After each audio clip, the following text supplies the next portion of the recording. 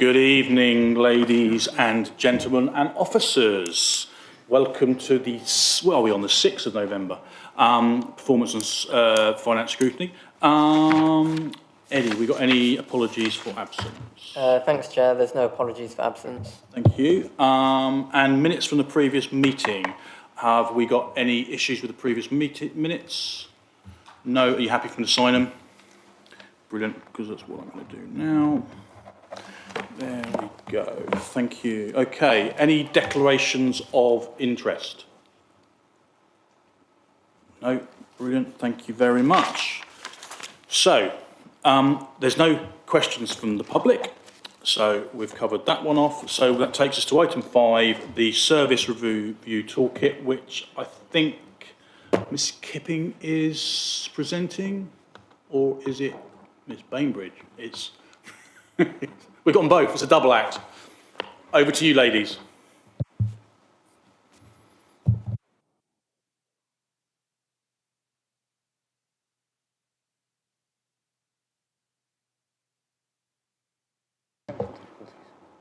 Over to you, Sarah. I think. Oh, sorry. Yeah, I think we've just lost Sally. So yeah, I'll start. So thank you, Chair. So this is a report following an item in the short-term plan last year, which was relating to a review of the use of quality management systems and to come up with some options of how we could best implement something along those lines. So in November last year, the executive considered a report around this target, and the agreement was that there would be a bespoke internal service review toolkit would be developed, and that we would use that to undertake a series of service reviews. And we undertook to bring the toolkit to yourselves. The draft toolkit was created a few months ago. It's just because of the recent elections, that's why it's coming to you on this date. So the toolkit is attached at Annex A. We looked at sort of best practice from elsewhere, and also looked at a service review had been completed by the corporate enforcement, the focus team on planning enforcement. So we used their experience to develop the toolkit, and the toolkit is attached, and really happy to answer any questions or to take any comments on it.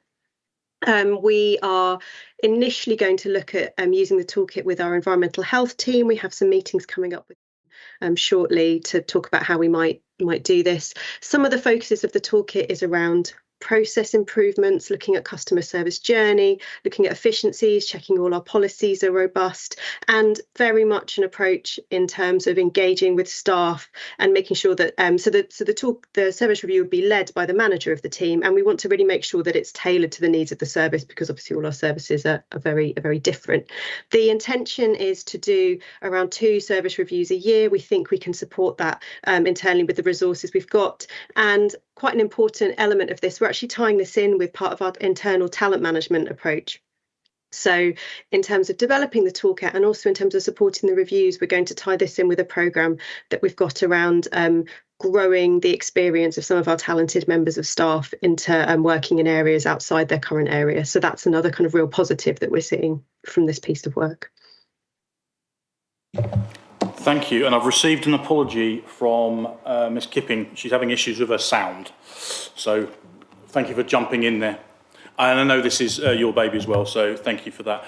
Thank you for pulling this together. Members, have we got any questions? Councillor Noble. Thank you, Chair. I love this report. I think it's brilliant. I do have a concern on page 19 where it talks about the budget delivered savings. I just want... sorry, that's the wrong report, isn't it? Page 19, I'm on the wrong report, sorry. I'll come back later. Yes, I'm on the wrong report, sorry. You are right, sorry. It's because they've all got the wonderful same logo and the same... It's actually draft service review is actually still the one, so you are fine. So page 19, yes. It refers to the budget delivered savings of 4.5 million. My concern is they're not delivered. They're identified, but they won't be delivered until they're achieved. I just wondered if we could change the wording there. There's a nod from the screen. That's a really big head we've got there. Sorry. Well, you're on a really big screen. You're on full screen. So that's something obviously can be amended. Thank you for that. Sorry, Mr. Watson. Just to say, technically they have been delivered because they've been taken out of the budget. What we need to monitor is actually the budgets are then coming in on budget. So as we get to later and down the agenda, you may see that it's not. So the point's taken and we'll correct it, yeah. Councillor Noble. Sorry, I did have another observation as well. Having undertaken similar process reviews in my own business, I do appreciate the guidance being given, but I just wondered whether the officers have got experience, the officers that will be undertaking the review have got the experience of undertaking it and implementing such a review, and what steps are being put in place to ensure that the review doesn't go off at a tangent. In terms of quick wins, it's not always appropriate to have a quick win at the expense of a longer term win. So are officers used to drafting the outcomes? And whilst there is support available, will there also be a common overseeing of the reviews to ensure that they're all to the same standard of inquiry and review? Thank you. Are you able to answer on that one, Ms. Bainbridge? Sally's got her hand up. Oh, Yeah, I think Sally was going to come in on this one, sorry. go on then. Shall we see if Sally's sound and light is working? Hello, can you hear me? Thank you. Yay! I do apologise for my lack of sound earlier. I have fixed it, but sorry about that. And thank you, Sarah, so much for jumping in. I really appreciate it. Thank you, Councillor Noble, for your question. In answer to that, I think there's, firstly, I think that transformational change sits very well with Sarah and myself. We've taken part in lots of sort of continuous improvement type reviews, and we've got quite a lot of experience of supporting those. Having said that, the service review toolkit is new to us, and we very much intend to make sure that when we use it, it has been piloted, but as we continue to pilot it, that we review it and sort of keep a really close eye on how those reviews go. They'll be supported by people from our Rising Stars talent programme, but we will maintain very close oversight. And with our Rising Stars, we have regular check-ins with them to make sure they are happening. And of course, hopefully, this committee will see the results of those reviews in portfolio holder reports and that sort of thing. So we do intend to sort of keep a very close eye on it and make sure it stays under scrutiny. Thank you. And actually that leads into one of my questions, which was, and I think you've probably just answered it, obviously the fact that you're doing, I think environmental health was the next area you were going to look at, I think. And I don't know if there's a plan for other ones after that. I'm sure there will be a plan for ones after that. Will the idea they would come within the portfolio holder report, or will it come back as a toolkit review? How do you plan it happening? Yes, I think our plan was to use the portfolio holder report mechanism to report on service reviews in that way, so that you could be assured that they were still happening and which departments they were happening in. Okay, thank you. Councillor Nurmulkang. Just a general question. I mean, this is a new managerial tool, service reviews. What was in place beforehand? Is this totally new, or is it what was there before to check delivery of services? Yeah, I'm happy to take that one if you'd like me to. Yes, please do. So, Councillor, that's an excellent question, and I think that's one of the reasons why we created the service review toolkit, because we did have a sort of various forms of review and continual improvement, mainly in performance reviews, but it was, I think, patchy and inconsistent, and I think that was the reason for creating this service review toolkit. We had looked at various times across the last couple of years at different quality assurance systems, and none of them had seemed quite right for the council. So in the end, that's where the service review toolkit was born. I think that there wasn't really either an external assurance system that we could use that entirely suited us as a council, and so we developed this toolkit as a result. Can I just follow on? So has it been piloted elsewhere, and has there been a positive sort of feedback on this, or is this unique to us? This particular toolkit is unique to us. It's been designed from scratch by one of our rising stars. Having said that, she did a lot of research in the sort of quality assurance and performance review research that's out there to come to this particular toolkit. So although it's bespoke to us, it wasn't just sort of made up on the spot, if you like. It was very thoroughly researched. Thank you. And just picking up on that point, I think it's fair to say, I know we discussed, and I know Councillor Betton would love this, we discussed ISO 9001 at length in previous meetings in the past, and I think it was decided that probably wasn't ideal. I know we use it in certain areas within the council, but this wasn't ideal for necessarily all of this. So I know we had looked at various different things, and I can see Councillor Rowlands. Did you have your hand up? Thank you. Yeah, thank you, Chair. I just wondered, have there been any training in these new developments? I can't recall that there's been a great deal of training in this particular area, and there's new developments being developed. Has any training in this area been scheduled? Training for who? Officers? Training in the new background that's coming into this area. So what you mean, training of officers? Is that what you're... Sorry? So you're saying training of officers based on what? No, training of ourselves, members, Okay. about these new developments. Okay, Ms. Kipling, do you want to answer that one? I'm not. I will try and answer. I'm not entirely sure of the question, though. Are we discussing training for councillors or training for staff? I think the question was related to councillors and the toolkit, and I'm guessing because it's a toolkit that's being used by officers, I'm assuming that there was no intention to train councillors on it specifically. Is that a fair understanding? I think so, because to sort of just clarify, the service review toolkit is very much an operational tool. So it looks at the customer journey from sort of start to finish and the systems and processes around that customer journey. So it would look at things like, what are the policies? You know, is there duplication? Are people using workarounds rather than the systems that they have available to them? So it's very much an operational tool for operational delivery improvement. As such, you know, it doesn't feel like something councillors would need training on, but if they were interested, you know, I'm sure we could look into that if that was useful for them. Thank you. Your mic, Councillor Rowlands. Thank you. Councillor Wilson.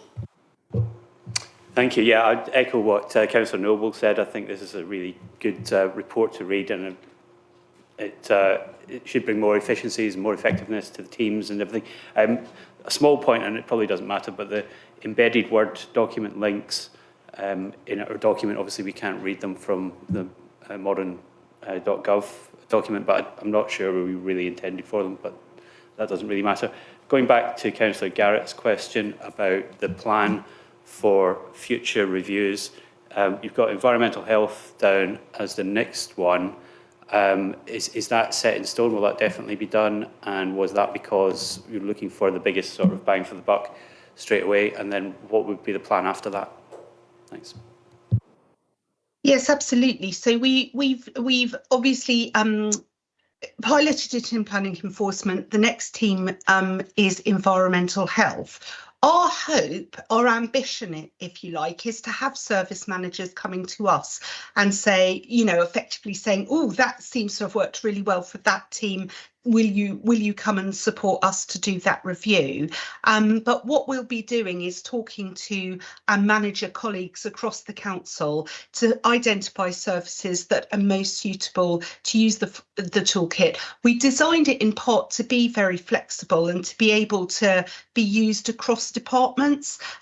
So Yeah, we're hoping. In fact, funnily enough, I've already messaged Sarah earlier this evening to say, oh, I think there's a team in my service that might benefit. So we're hoping that it gains momentum. That's especially during our period of transformational change. I think, it's inevitable that we will want to use it more and more and more as we look for those efficiencies and reducing of duplication. Thank you. Councillor Nimmo-Kang. Who made the decision to choose these particular two areas, environment and planning enforcement? Presuming the report comes to the councillors, so are these the two priority areas that councillors consider, or is that considered what the council's management think those are the two important priority areas? So another absolutely excellent question. I think the pilot teams were chosen by senior managers, but, and it's a very important but, we'd be incredibly grateful to councillors if they felt that there was a team that could benefit from this. We would welcome suggestions. So, obviously we speak to our portfolio holders in the executive and are aware of any issues that they perceive with service delivery. But if there are teams that any councillor thinks, that's a team that would really benefit, we would definitely look at that and take that suggestion away. So would welcome any suggestions from the committee. And I think the Chief Exec would like to say something as well. Thank you, Chair. Thank you, Councillor Kang. I have to admit the fact that we have corporate enforcement and environmental health, that's my fault. So apologies to those services. It was born out of the fact that we knew that there were improvements that could be made within corporate enforcement. Unfortunately, because of absences within the team, we haven't managed to deliver that fully. Whilst the trial went through, a lot of the learning out of that hasn't been implemented because of staff absences. With environmental health, we know that there are high volume elements of that service where very simple changes can bring forward very good efficiencies. So it was very much about us taking known services where there were areas for improvement, whether that be in the customer journey, as Ms. Kipping said, or actually within the processes or the systems they're using, and obviously using this toolkit to make sure they're as efficient as they can be. Okay, I've got no more hands, so I'd like to thank you both for pulling the report together and all the work in the lead up to it, and look forward to seeing the environmental health one in the coming months. If you're not involved in anything else tonight, you are more than welcome to go home. Well, you are home, in fact, so switch off. Have a coffee. Thank you so much, Chair. Bye-bye. Thank you. Good night. Bye-bye. Thank you, bye. Okay, so that takes us on to the next item, which I believe is the culture strategy. Who have we got presenting? There's a double act over there as well, isn't it? Kaylee's going to go first. Kaylee. Okay, over to you. Thank you, Chair. So this is the new draft culture strategy. To my understanding, and as long as I've been here, 11 plus years, there has not been one before it, not in recent years. And it was born out of, a few needs actually. Firstly, to have a solid direction for the culture services, for theatre, for heritage, and to have something to build our annual action plans around, but also to actually start to really recognise and celebrate the diverse cultural fabric of Surrey Heath. And that's across kind of culture in all of its forms, in art and heritage and religion and just all of its forms. And there are many groups that operate within Surrey Heath that extend far beyond what we deliver as a borough council. So, beyond the theatre, beyond the museum, as some members in here know, there are choirs, there are different kind of groups, the daytime activity groups and things, which all fall under this cultural banner. And the desire is to try and connect all of those people up within the borough so that we've actually got a platform that people can work from to ensure that we are able to engage residents better moving forwards, and that people have better access to all of the cultural provision within the borough. This is largely rooted in facilitation, with the aspect of delivery being improved by having the kind of the standards and the values to adhere to and the direction within the strategy. It is still very much in draft. There are a couple of things which need ironing out, and I know that there will be people that have some questions and it will come up, but we are quite pleased with it now, having worked with the heritage team as well and other local groups to kind of see what people want to see in there. And a huge part of it, as you will have noticed, there's a proposal for a cultural assembly in there, which allows individuals within the borough or organisations to get involved with the cultural activity of the borough, to talk about, you know, what their needs are, what they would like to see happening here, and actually have an input in shaping how that works moving forwards. So not just the theatre, not just the museum, but throughout the borough, and how we can help facilitate that connection. Thank you. Is Ms McGovern saying, or is it? No.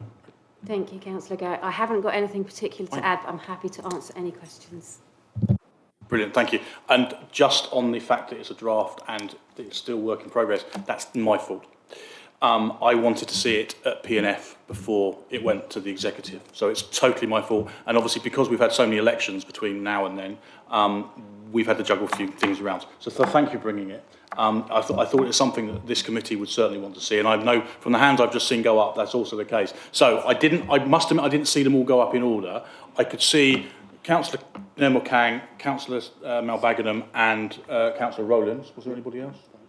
You've got two more. Oh, well, and Councillor Noble and Councillor Rakes. So let's start off with Councillor Nermal Kang. Thank you, Chair. Yes, has this strategy come out of a survey? Have you communicated to sort of leaders in the community? How has it come about? I mean, how has it been developed?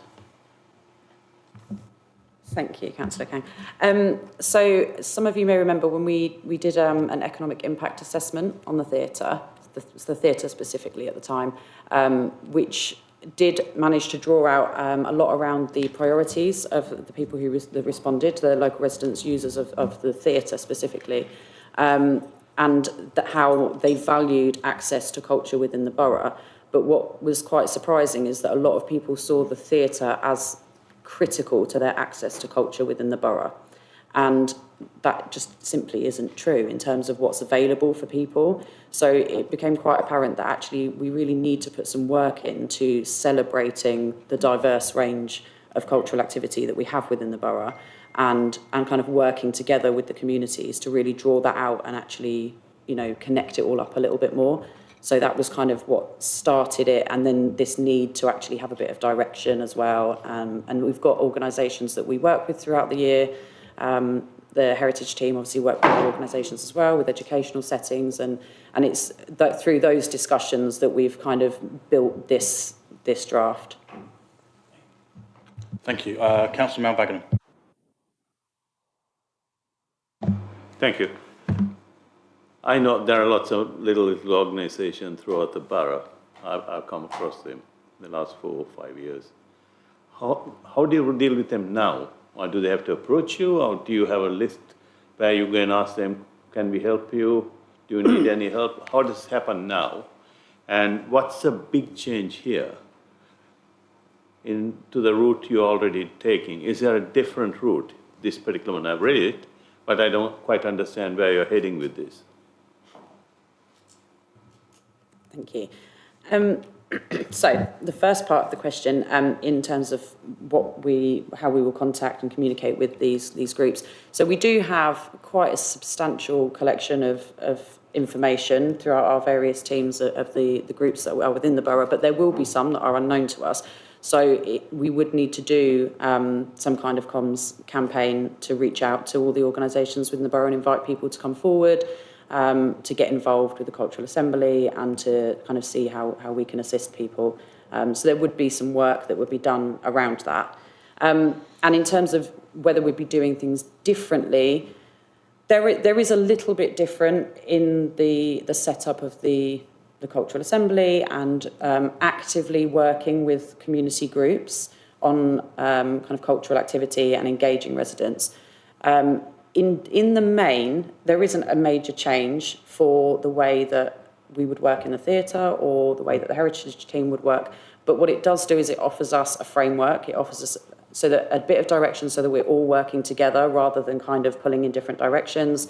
And we're all working to achieve the same thing for the local residents.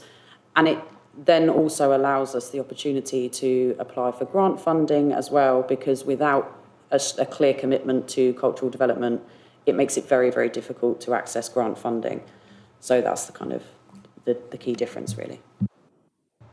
Thank you. I know who's next, but I'm going to do Chair's prerogative. Just backing on that fact. So by having this document, it will make it easier for you to get grants for all the services, yeah?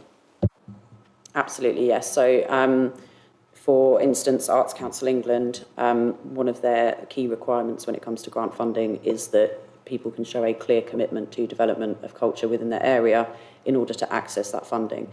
And I can't just really go in and say, yeah, we really want to do a great job. So we actually do need to be working towards something and have things down on paper, have action plans, actually have the goals set, and be working in a specific direction to be able to show that this is what we're trying to achieve. So it is quite critical for grant funding, yeah. Okay, thank you. Councillor. Thank you, Chair. I actually phoned the Arts Council and they said, I checked on this, there have never been a bid from Surrey Heath for any sort of arts activity. Easily you compare that with the multiple of applications coming forward from Guildford, which seems to be the channel where most of Surrey's benefits actually go into. So I think it's quite shocking and that both major parties in this council have never achieved any sponsorship from the major arts funding organisation.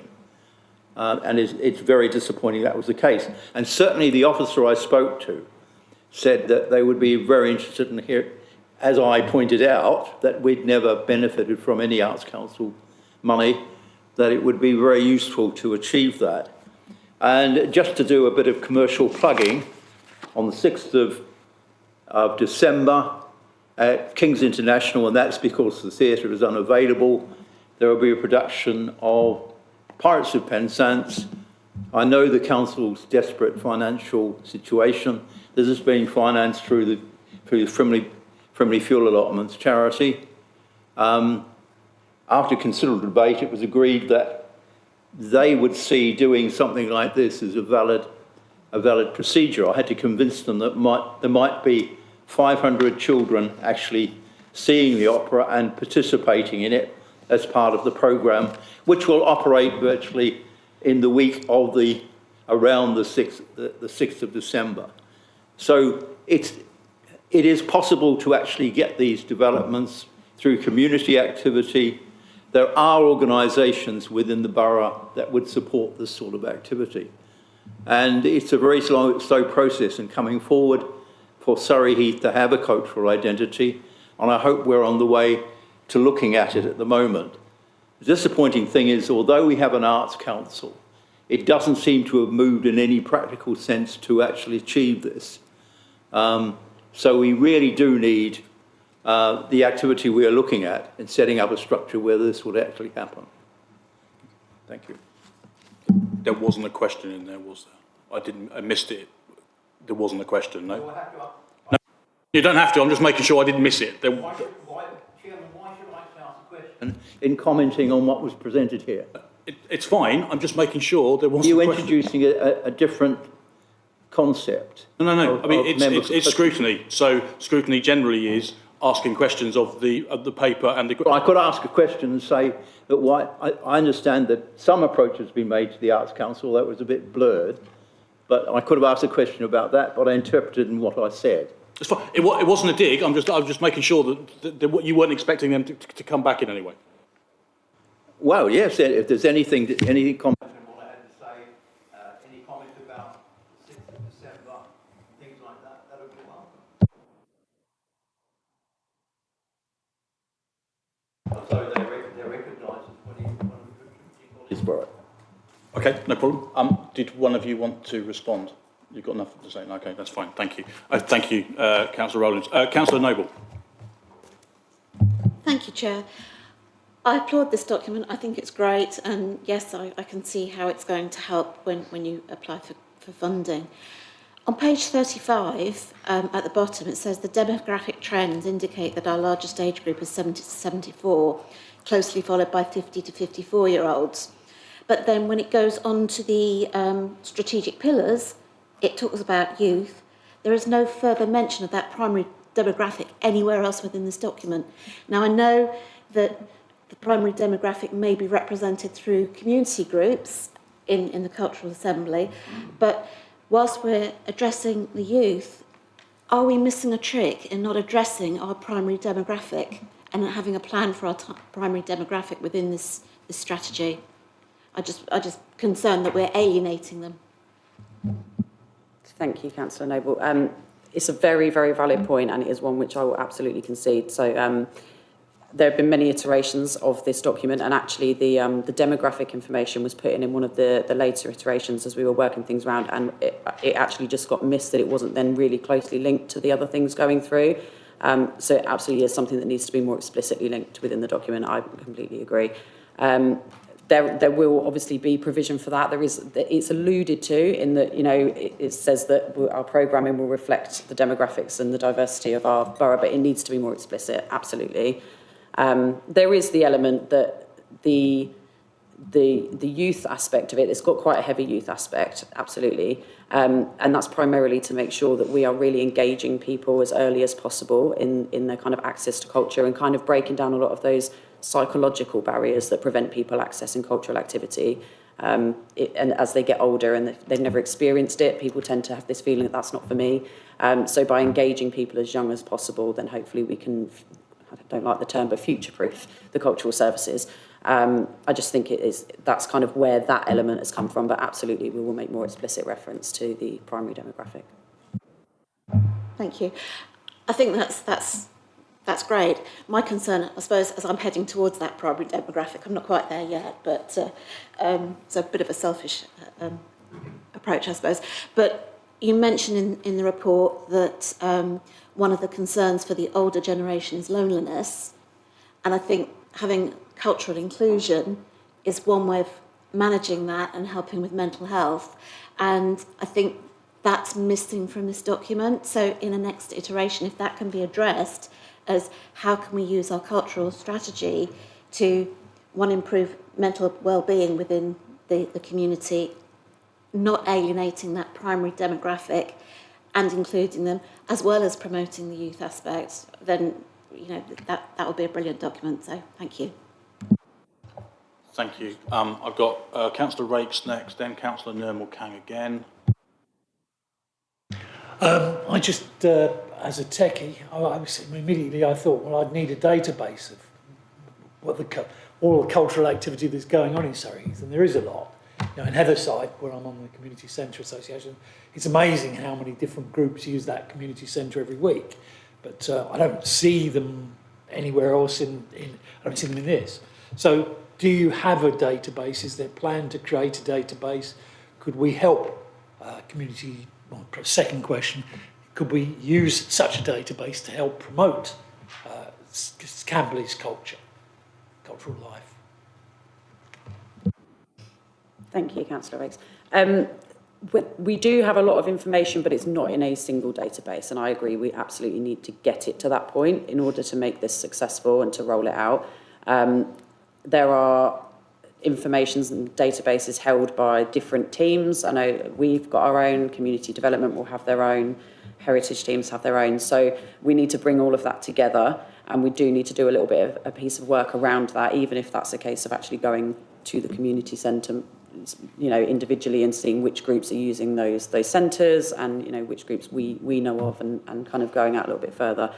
But I'm always willing to take any information. If anybody knows of any little known groups that go and meet in community centres somewhere, please let me know and I'll be in touch.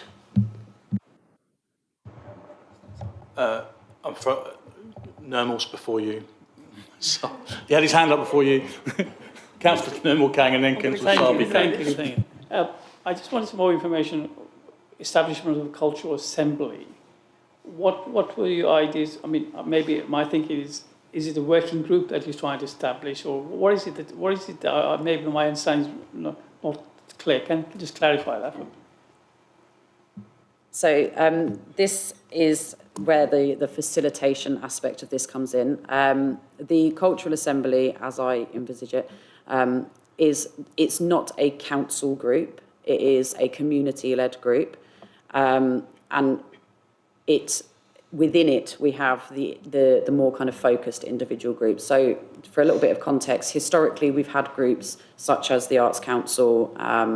They have quite small membership numbers and generally quite niche interests, and it can restrict the work that can be done.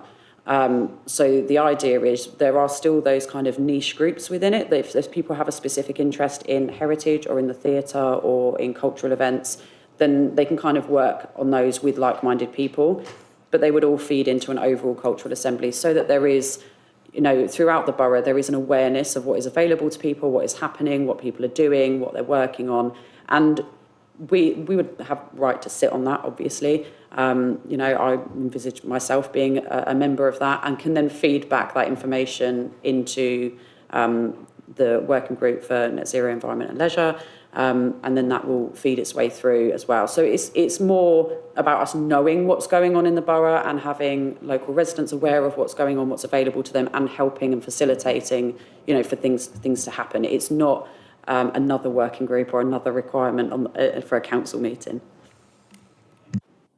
Councillor Sarbican. Oh, I've got Liz coming up on there. Right. Thank you, Chair. I really like this, and I'm going to echo that. And I really there's no question here, but I want to help you with this. I have been approached by 3 different communities who would like to have something set up. They actually go outside the borough to do dancing activities, lots of other things, culture, promoting themselves. And Leanne would love this. We want to keep the finance here. We don't want money going outside the borough. So there is lots of finance side of it will be coming.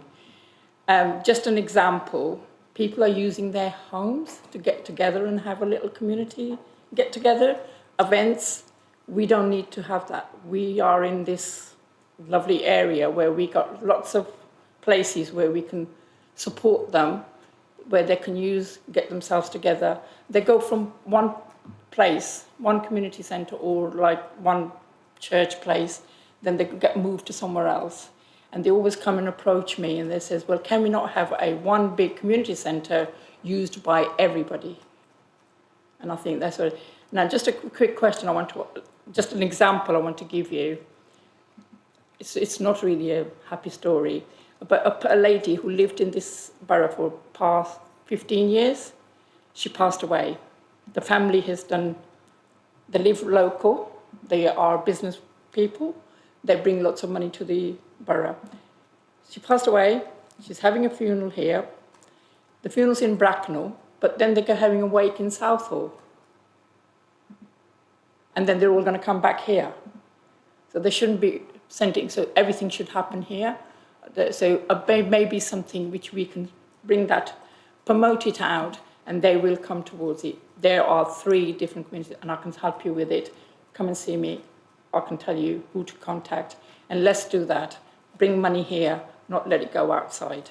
Parking, food, restaurants, everything. I've named a few now. Leanne would love me, I'm sure. Thank you. Thank you. No one else had the hand up, so I'm going to say a few things, and then if anyone else has say anything afterwards, you're more than welcome to. Firstly, thank you for this. Makes really good reading. I'm concerned about the 70 to 74. I'm actually in the 50. I'm literally just outside the 50 to 54 group. So that means there's nothing for me at the moment until I get to the 70 group. I do take the point that obviously the youth. I I came into town on Friday and Saturday, made a point of coming in Friday and Saturday for no other reason than I've made no secret in this chamber that I am a fan and support of the arts. And obviously there was the youth and culture event which was taking place in the library, was taking place in the theatre, or the theatre shut. I know they were using it in some of the function rooms. Bumped into Madam Mayor there. Obviously Councillor Rise was there. It was a really good event. There were people coming from outside the borough. I really loved the filming of the snails. I don't know if you saw the snails, but so there was a whole pile of different events. It was really, really good, and it was good to see there are so many different things that we could be doing. Off the back of that, I know me and the chief exec were speaking to the organiser on the Friday. Off the back of them running it in Staines last year, they were able to get a grant funding, which they're going to do for the next, I think it was a year to 2 years, for an event to be run in the Staines Library. I think it's £400,000, I seem to remember, something like that. So just off the back of that last year, and I know it's like a road show, it doesn't just come to Surrey Heath, but that just goes to prove there is a requirement out there for the youth, going back to your point. But obviously we don't want to miss, and that's going to be the interesting thing about the programme, isn't it? It's trying to figure out what programme is for everybody. I picked up on page 35, you don't have to go to it. Our culture strategy will be shaped by evolving needs of our population, delivering a diverse and inclusive range of programmes. I'm going to say one word, how. And I'm not expecting you to do that now, but it would be not to understand, because I know we've got inclusivity, sustainability, diversity, which are all key points, making sure that we're covering all that, but how are we going to do that? Because they're all really good things, but what we're going to do to actually to put those in place. I've got lots of hows actually. I know there's lots of mentions of grants, but you've already picked up on the fact that by having this document will allow you to get the grants. I don't think I had a question other than that. Oh yeah, so you said you're going to have the Theatre Advisory Forum and the Heritage Advisory Forum. Anything that you like, Councillor Sabi Kang's comment, I'm more than happy to. I mean, hey, I'm not that busy. If you want some extra input from my experience in doing other stuff, I'm more than happy to sort of throw my hat into the ring to help you out with anything you need, okay? Right, any more hands before we move on to the next item? Going once, going twice, gone. Thank you. If you don't want to hang around and hear the rest of the exhilarating conversations we have tonight, you don't have to. But go now while we're going on to the next item. Thank you.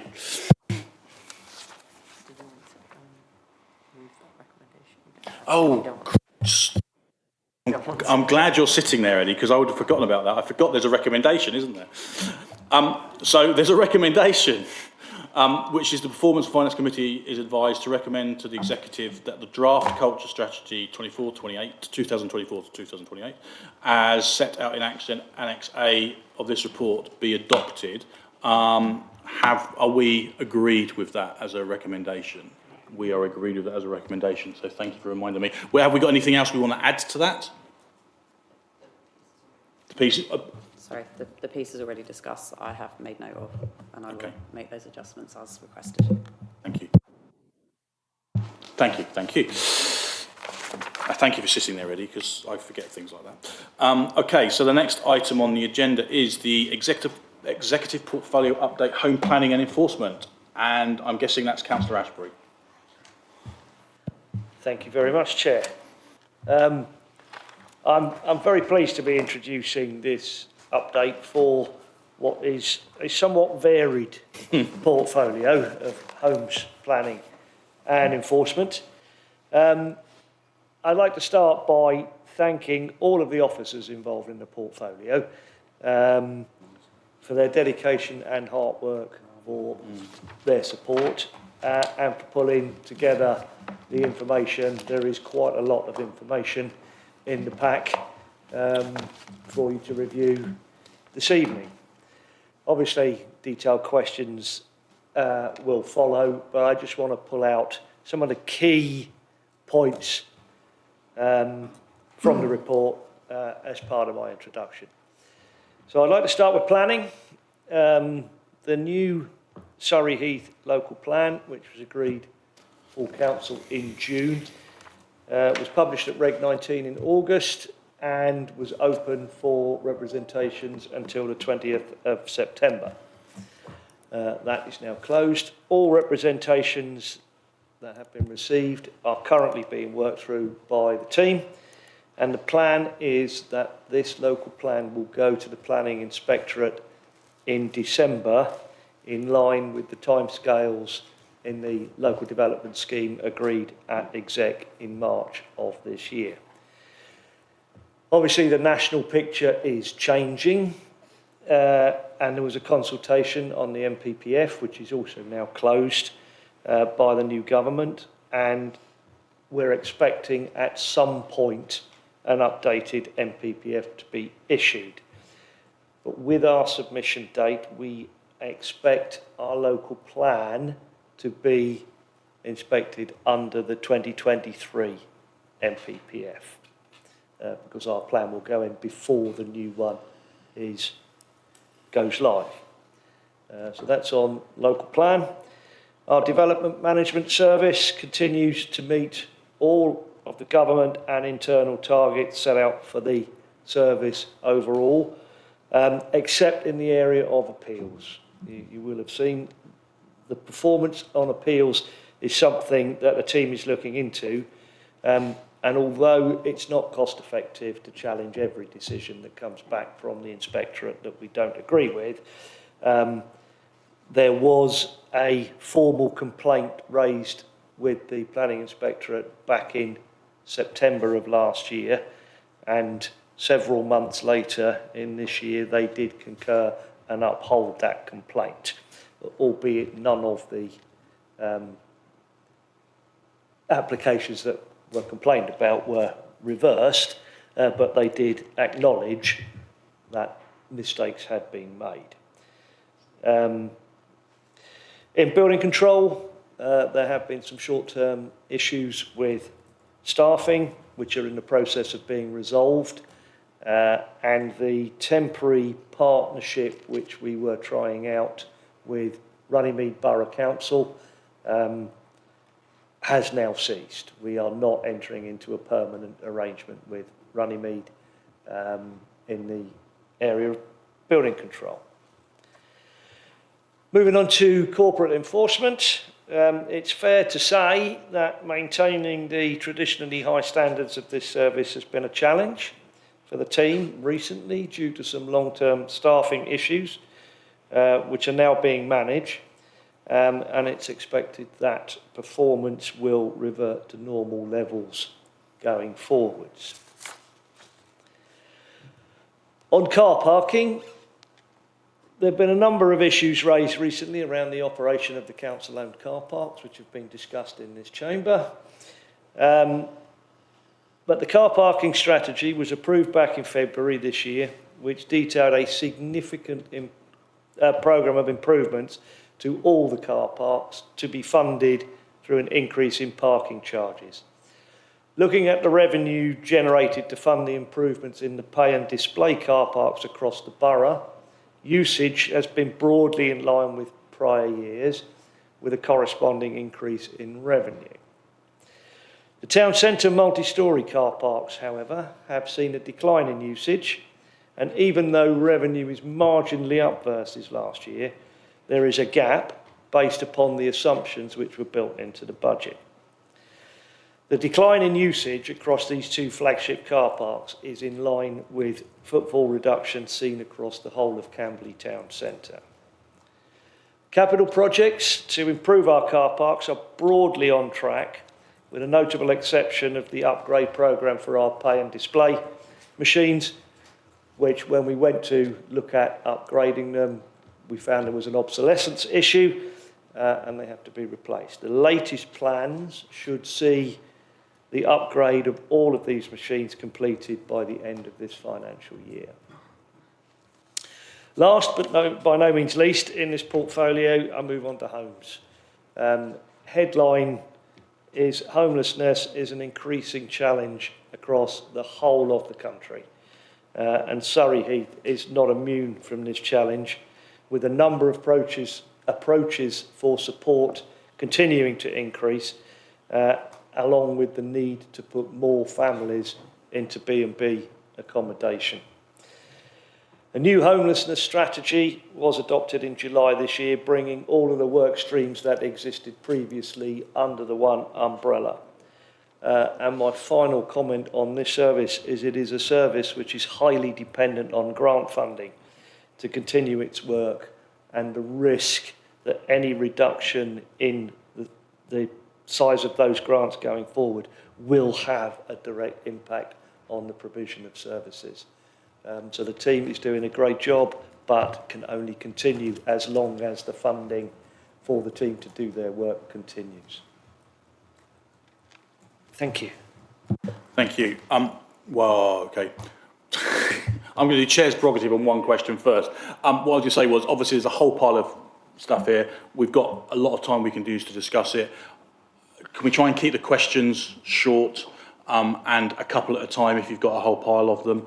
And then, I don't know if you saw all those in the order, but I certainly missed them. Right, so I'm going to ask my question while they've all got their hands up, and if you can make a note.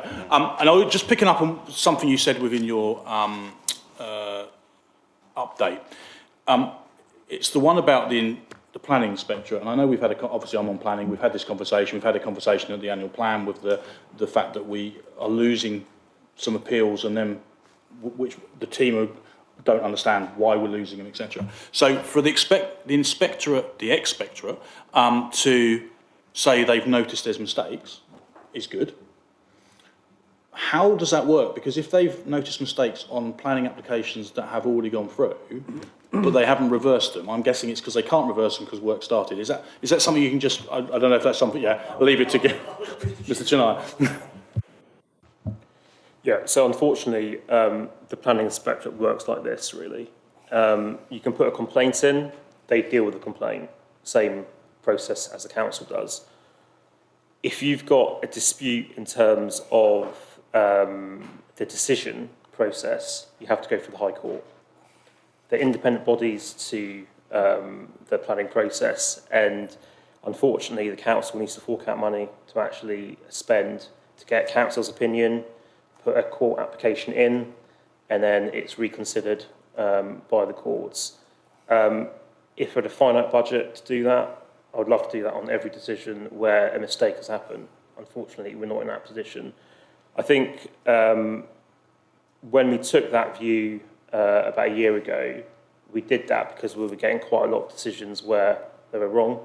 We also had a lot of we had complaints as well, and on that, and we sent complaints to the planning inspectorate. They took about 8 months to respond to us on that, and it's unfortunate that they came back and said, "Yeah, we made mistakes. There's a bit of learning for the inspectors," and it's like most jobs in planning and building control.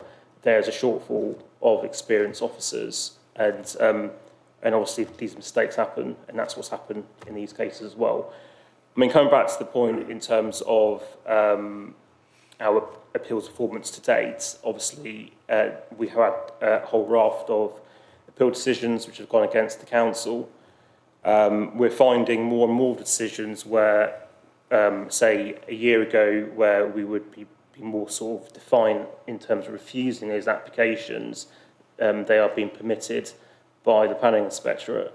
We're finding now we're being more permissible in terms of our decision-making process. Myself and Mr. Partington, the DM manager, who's online at the moment, we are reviewing all our refusals as well as part of that process. So no sort of no decisions are not basically not being properly investigated by senior officers. We've obviously introduced a new amendment charging as well, so being more sort of helpful to the general public to amend their application. Obviously, there's a charge to that process, also brings an income to the council. So in terms of those sort of methods we're trying to implement into the council to improve the service going forwards, hopefully our appeal performance will improve. But I think from the paper itself, it's been just this quarter, we have improved in the previous quarters, we've kept up in line with the annual plan in terms of 65% target as well. It's just this particular this patch in terms of this quarter where we've not been so successful. Okay, thank you. And I can see that you wrote down the list, so we're okay. I've got Councillor Wilson, Councillor Wheeler, Councillor Rowlands, Councillor Malvaganam and Councillor Nirmal Kang. So Councillor, and then Councillor Noble. So Councillor Wilson first, thank you. Thank you, Chair. I'll take your advice and do a short question, maybe another one later. It's page 53 and page 55 about affordable homes. Definitely take the point about the viability test, and we see that all the time in the Planning Application Committee. I looked at the housing needs assessment on the council's website, and it says the need for affordable homes is 184 per year, and that's been assessed, and only, as it says here, 46 were provided. So is this another one of these problems that's just impossible to fix? Is there anything that can be done? I know there's a problem with land values in the west of the borough, so that developers can reasonably say it's not viable for them to provide more affordable homes. But is there anything maybe on the east of the borough where more affordable homes could be provided? Thank you. Who wants that?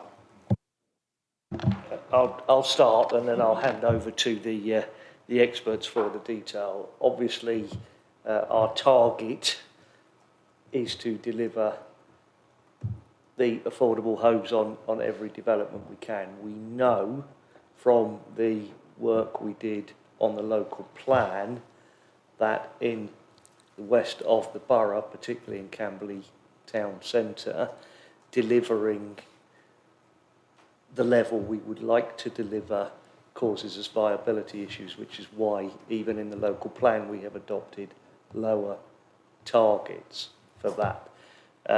Is kind of the simple answer. If building costs come down, land values go up, obviously we can push viability assessments more and push for more affordable. Similarly, as we did in the Mindenhurst developments, where things have changed since it was agreed at planning permission, we can go back. There is a mechanism to go back and increase the delivery of affordable homes. But it will continue to be a challenge, particularly on high density developments that we're planning in the west of the borough. I think just to add to that, in terms of our pre-submission plan to the Planning Inspectorate, we've done a comprehensive viability assessment as part of the application to support future plans for affordable housing and to hopefully achieve a high level of affordable housing going forward. And this has basically come forward as part of the local plan process, and that will be examined once the plan is submitted end of the year. Councillor Wilson, did you have another one? That was quite short. Oh, thank you. Well, it's really from the same pages. It's about, and it's a question I've asked before, so I have to apologise, but I looked at, it says there's 322 net new homes in the year, and in the housing needs assessment, it says there's around 374 dwellings per annum being completed on average in the last 5 years. So well over 300 homes being completed every year. But the council tax base only increased by 136 new Band D homes over the last year. So I know I've asked this before, but I'm not really sure I understood the answer. So if we're creating 322 net new homes, or more than that on average every year, why are we only creating 136 new households to pay council tax every year? Thank you. So basically, I mean, obviously we grant planning applications for X number of units. They only come forward once they're built and delivered and fully occupied.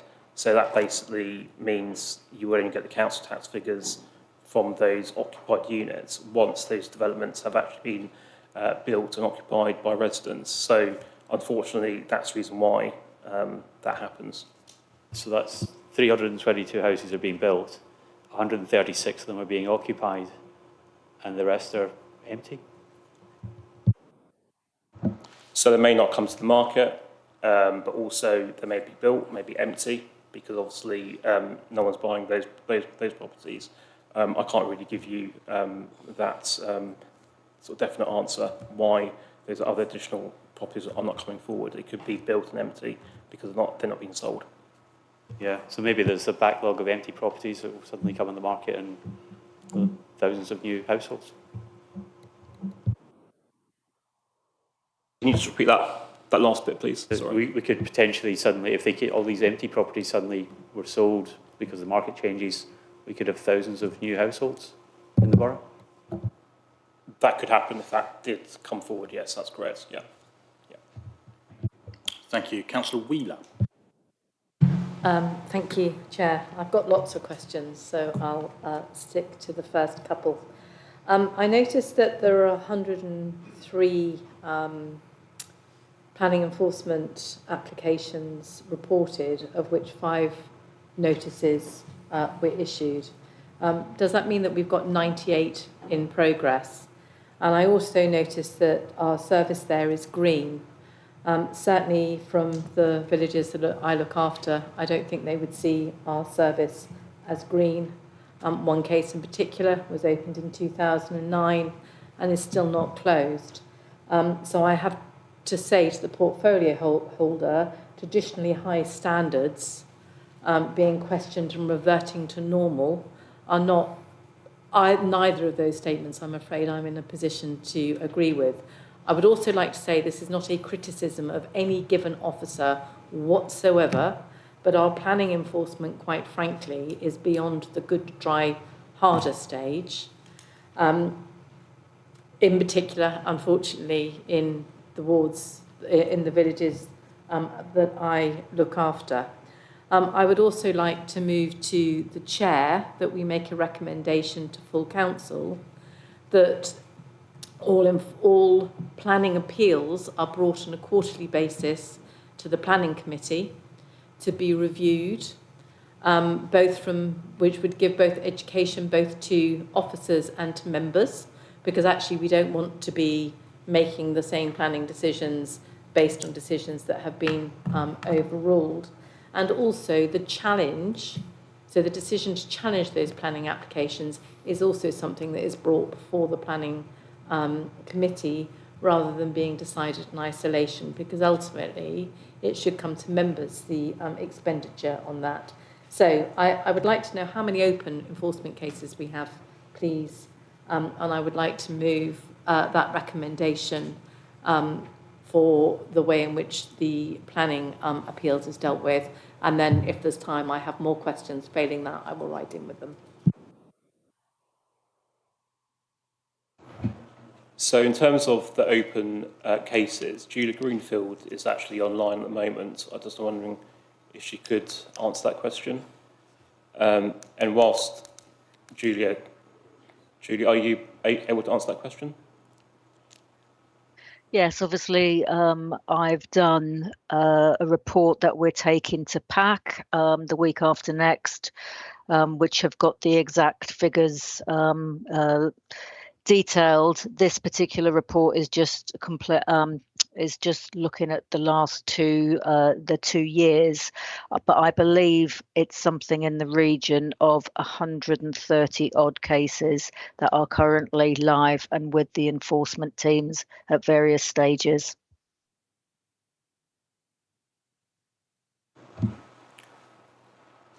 Sorry, I'm a man and I can't multitask. I was just speaking to Chief Exec and I completely switched off while I was doing that. So it's because you asked me for a recommendation. I was just doing that. So I apologise. Did you want to say something? Yeah, and just answer Councillor Wheeler's second point. We do, probably not on a regular basis as you're proposing, every 6 months try to bring the appeal decisions. We are due to come to planning committee to give an update on appeals in January next year on the appeal decisions and give an update where we've got appeals dismissed and allowed. And we did that about a year ago. We did a similar process. So I'm more than happy to do that on a more regular basis, but if that's accepted, yeah. I was going to say, I think I put a motion to the chair and a recommendation. So if we could have just a procedural response on that, please. And the reason for wanting to do it quarterly is to actually save us money, because actually it is about education for all of us. And I think it would be a good step forward. I can, because he's sitting in the room. But I would suggest, and I'm going to suggest that to the Chair of Planning in a minute as he's sitting in the room and the officers are here, but I would suggest that it would be relevant not for just those members of the Planning Committee, because obviously there will be subs and they will also come along to planning. So I would suggest that's something that maybe, like the enforcement can be open, that maybe we should invite all councillors, not just those on planning, because it would make more sense. And as the...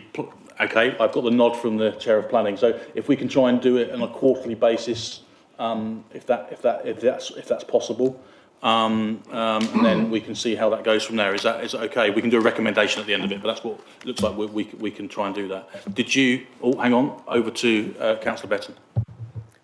Just to confirm that I have asked for this, how many we win, and how many we lose.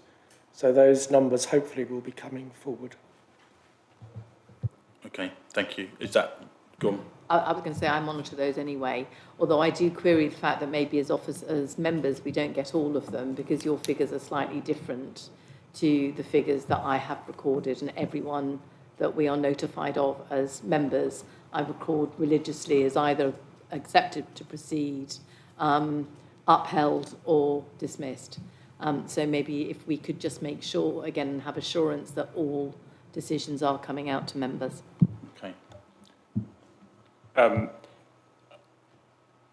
I mean, members shouldn't be getting any different sort of decisions, and I will take that away and speak to the technical support team and also Mr. Parkinson as well about that.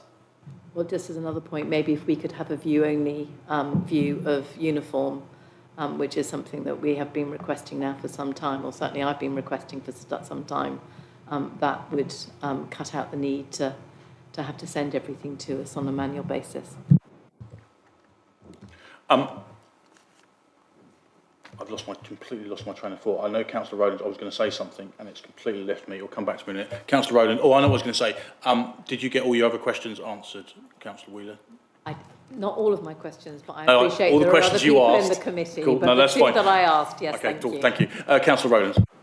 Yes, a question relating to parking, and it comes right at the beginning, 6.1. This is related to my particular difficulty with the top of Frimley Road, where Marston seem to not be keeping any sort of parking discipline. As I understand it, are you aware that the county are able to only monitor this breach of parking regulations on a limited basis, because they only employ 4 parking officers for the whole of the borough? So in fact, when questioned closely, they find that they can't keep a regular supervision of parking irregularities like that is happening at the top of Frimley Road, illegal parking. Do you want my other issue at the same time, or can I come back? Or, yeah. The other point is it's a question. There is just so much material related to our housing situation. Attempts were made in my first session on council to get rid of any housing responsibility.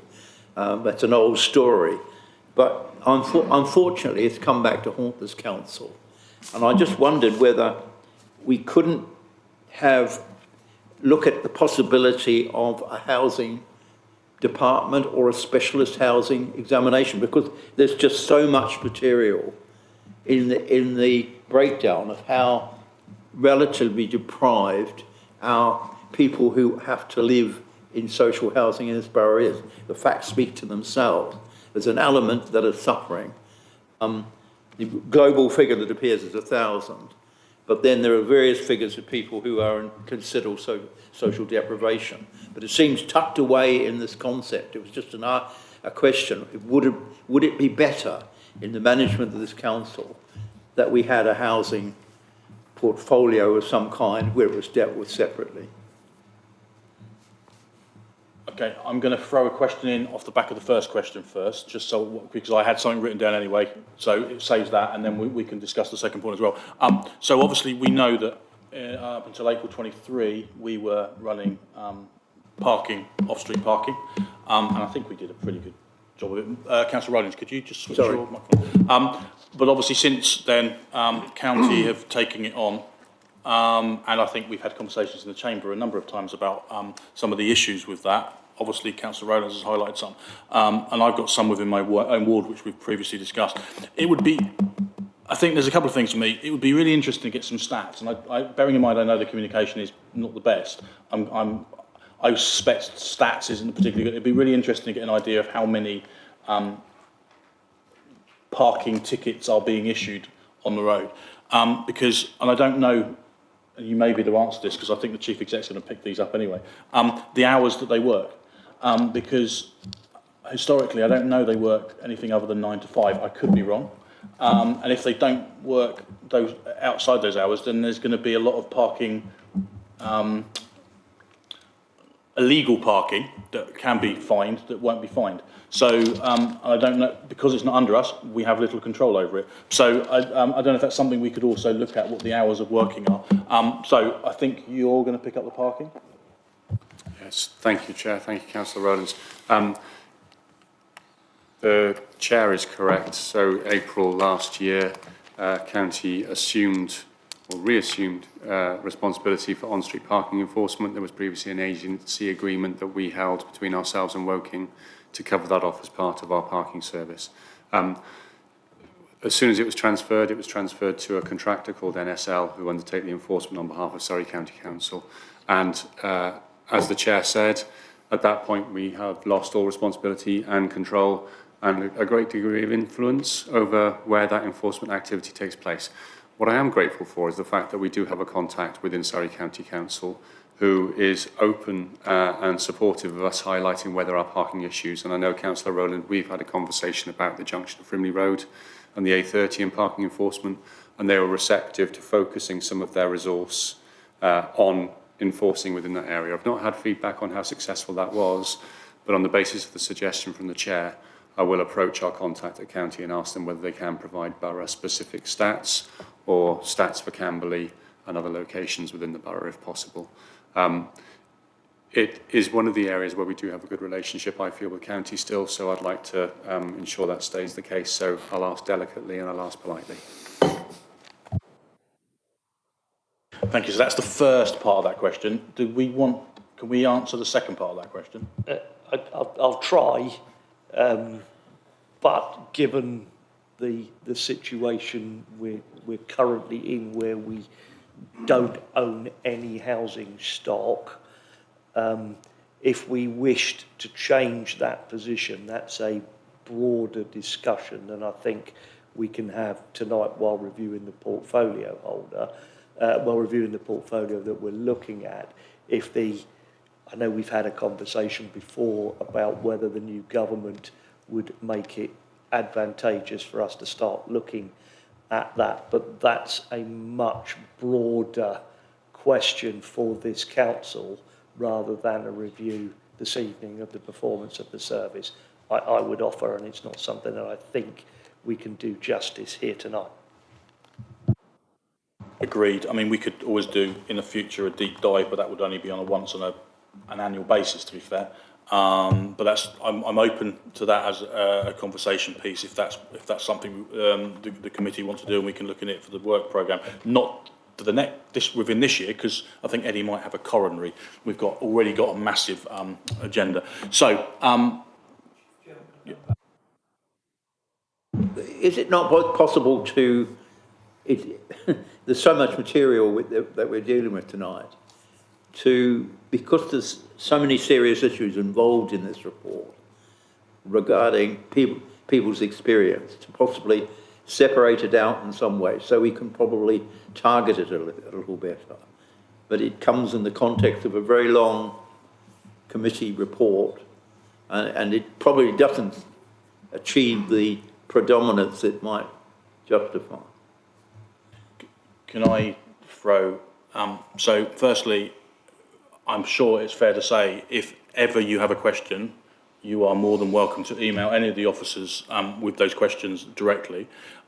Secondly, if it's related to council-related stuff, obviously we can start in here, but if it's actually related to social housing, for instance, which certainly I know is an issue for me, and I'm sure it's an issue for you, that would come under external partnerships. And I know there is the comment within external partnerships that we can't discuss case-by-case basis.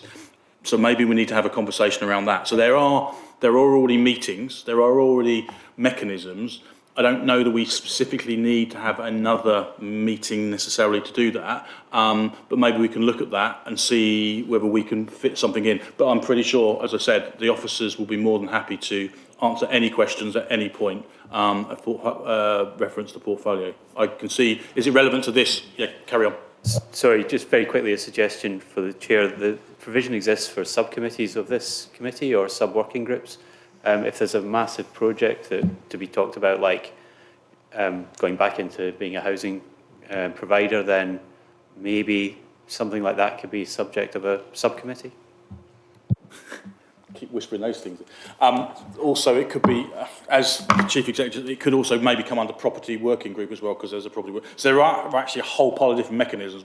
So maybe what we need to do is take it away as a suggestion piece and look at where the options are and where that will best sit, and then maybe come back with that as a suggestion. I'm going to move it on. Councillor Malvagana. Thank you, Chair. I want to keep it very short. Councillor Murray Rowland is absolutely right. Today the paper is too thick, and there are about 4 or 5 parts in it. It would have been nice or easier to actually bring that in separate parts for us to discuss it, because I want to discuss about the parking in numbers, but I'm not going to. I'll wait for the finance discussion to deal with it. Only question I have relating to planning is, I note that there are staff turnover issues for you. There are 2 staff have resigned. So is it easier to recruit them now? I know at one point it was pretty difficult. Thank you. So in planning, there's no, in building control, we've got 2 vacancies at the moment, and it's fair to say it is difficult. It's a very tough market to actually recruit building control officers. We've been out to the market twice. And we are holding interviews, I think, this week, I believe. But yeah, it is a tough market, and we've tried to incentivise the job roles as well, which have been advertised. In planning itself, we don't have any vacancies. We're fully equipped, and we've got a full complement of permanent staff in the team. Just picking up on Councillor Magdalene's point and going back to the earlier point about the papers, we can have as much time in this chamber speaking about the papers as we want, to be fair. Because of the number of portfolios, and this is historical as well, we obviously have to try and shoehorn as much into one report as possible. And I've sat in that position and I've done that, so I know it is really difficult. And obviously this is quite a big, I mean, I think it is because you've got planning and housing and parking. 3 really quite chunky reports. So I get it. Maybe we can look, I mean, I'm happy to carry on tonight if we've got lots of questions, and we can also take them away as well. So happy to carry it on. I don't really want to create a meeting just for the sake of having a meeting unless we really need to. So I've got Councillor Kang and then Councillor Noble. Something different. Page 64, 2.22 and 2.26 and 2.27. Rain is becoming a big problem, actually. I mean, we've had 2 really deluge of rain in May and August, and I've had sort of 2 cases of residents who've been affected, and I know Surrey County Council are responsible for the drains and the roads, etc. I just want to understand, you mentioned there's a drainage reserve. I presume that's for Surrey Heath Borough Council properties. Is there any reserve for helping residents?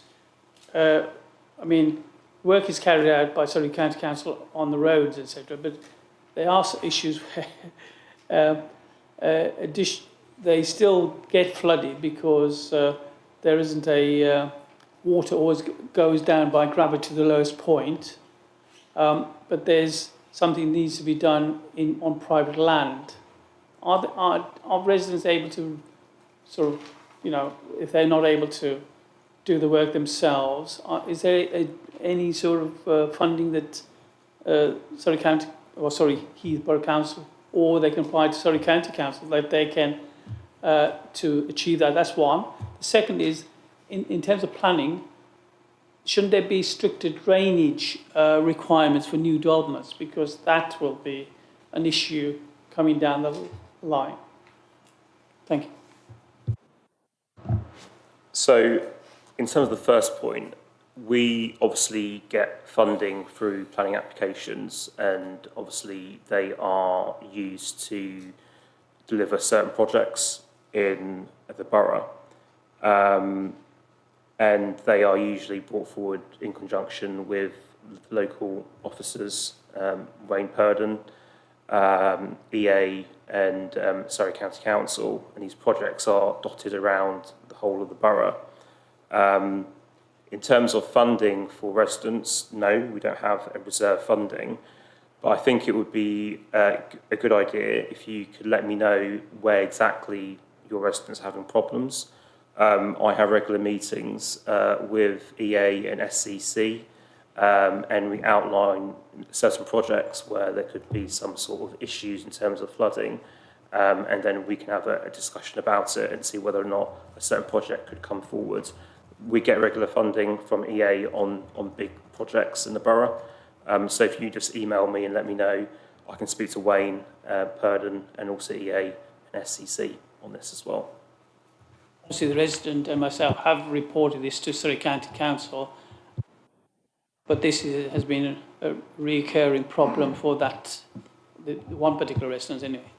Yeah. So if you send me that email, I've got a contact at SCC and EA, and I can contact them directly. And in terms of your second point, in terms of planning, in terms of are there stricter conditions, as you know, as part of any application, there's a requirement to adhere to certain conditions which we impose as part of the planning process. And we do add strict conditions on where it's needed in flood zones 2 and 3.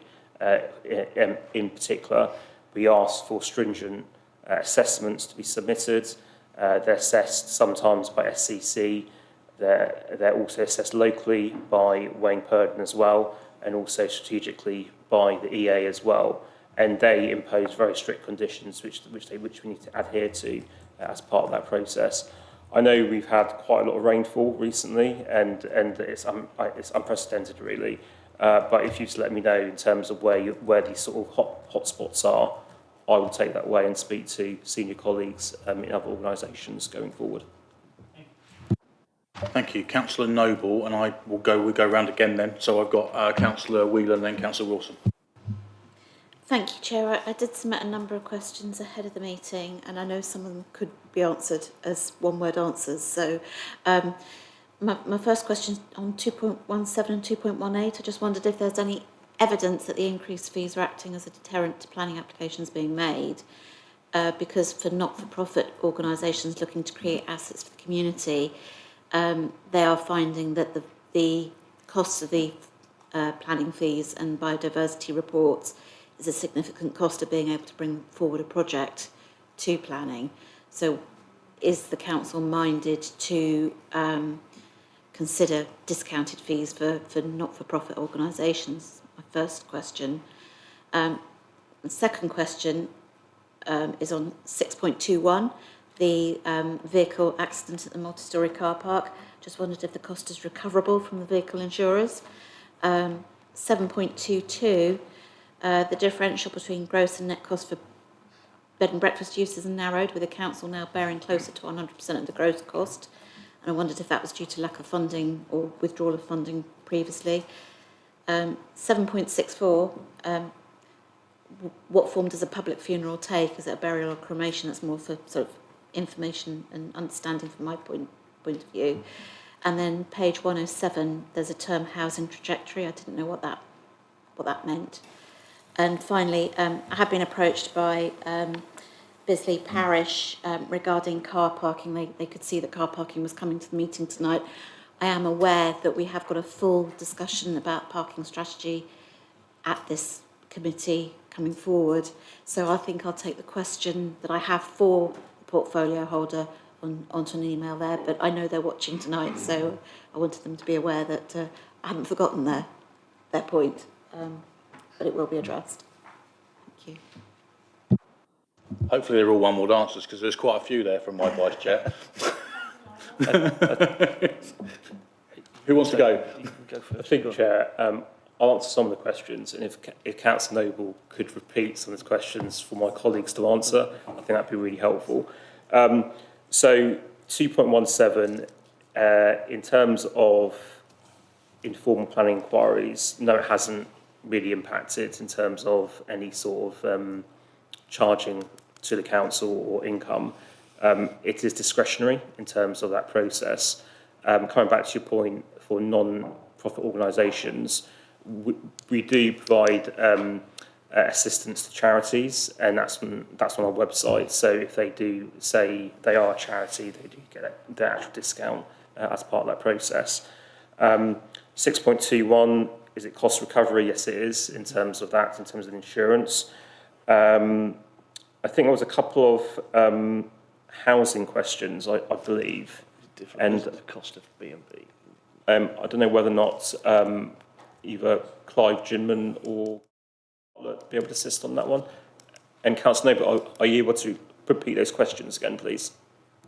Yes, certainly. So 7.22, the differential between the gross and the net cost for bed and breakfast use has narrowed, with the council bearing closer to 100% of the gross cost in the latest period. I just wondered if that was due to withdrawal of funding from outside sources. Why? So my question really is, why has the gap narrowed effectively in that the council's now bearing more of the cost proportionally? I can take that one, thank you. The amount that we can charge for bed and breakfast is set on DWP rates that we can claim housing benefit on, and they haven't gone up for a number of years now. So that's one issue, and our charges haven't gone up as much as the costs that we're charged by the providers. And the other side of it is actually people are finding it more difficult to pay. So where that difference is collecting housing benefit and people paying. So in years where we don't collect so much, then that gap gets bigger. Was there another question for Kieran?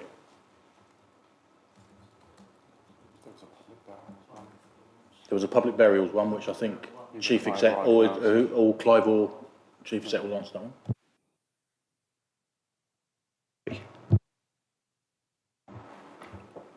Do you want that repeated? Can you just briefly repeat the housing through? Page 107 referred to the term housing trajectory, and I didn't understand what that was. I think Kieran Bartlett's online to answer that question. Kieran, do you hear that question? Yes, yeah, thank you, Chair. I can answer that. Essentially, a housing trajectory is a projection of expected housing delivery over the next 15 years. So it would include planning permissions where they haven't yet built out, or site allocations in the draft in the Regulation 19 plan. So it's just the expected housing over the next 15 years that we expect to be delivered in a given year. And hopefully that covers that question off. Okay, so does that leave the burial? Councillor Noble, if you can repeat the question, then I can decide whether I can answer it or whether I ask Clive to answer it. Thank you. So paragraph 7.64 referred to public funerals, and I just wondered what form does a public funeral take? So I'm happy to start that and then Clive can chip in. It generally depends whether there's a will or not, or whether there's an expression of wishes. So typically, if there are expressions of wishes, we would follow those if the funds permit. Sometimes, clearly, that can get quite expensive, but we would always endeavour to do so. I hope that answers the question. Thank you. Thank you all. Councillor Wheeler, you are next.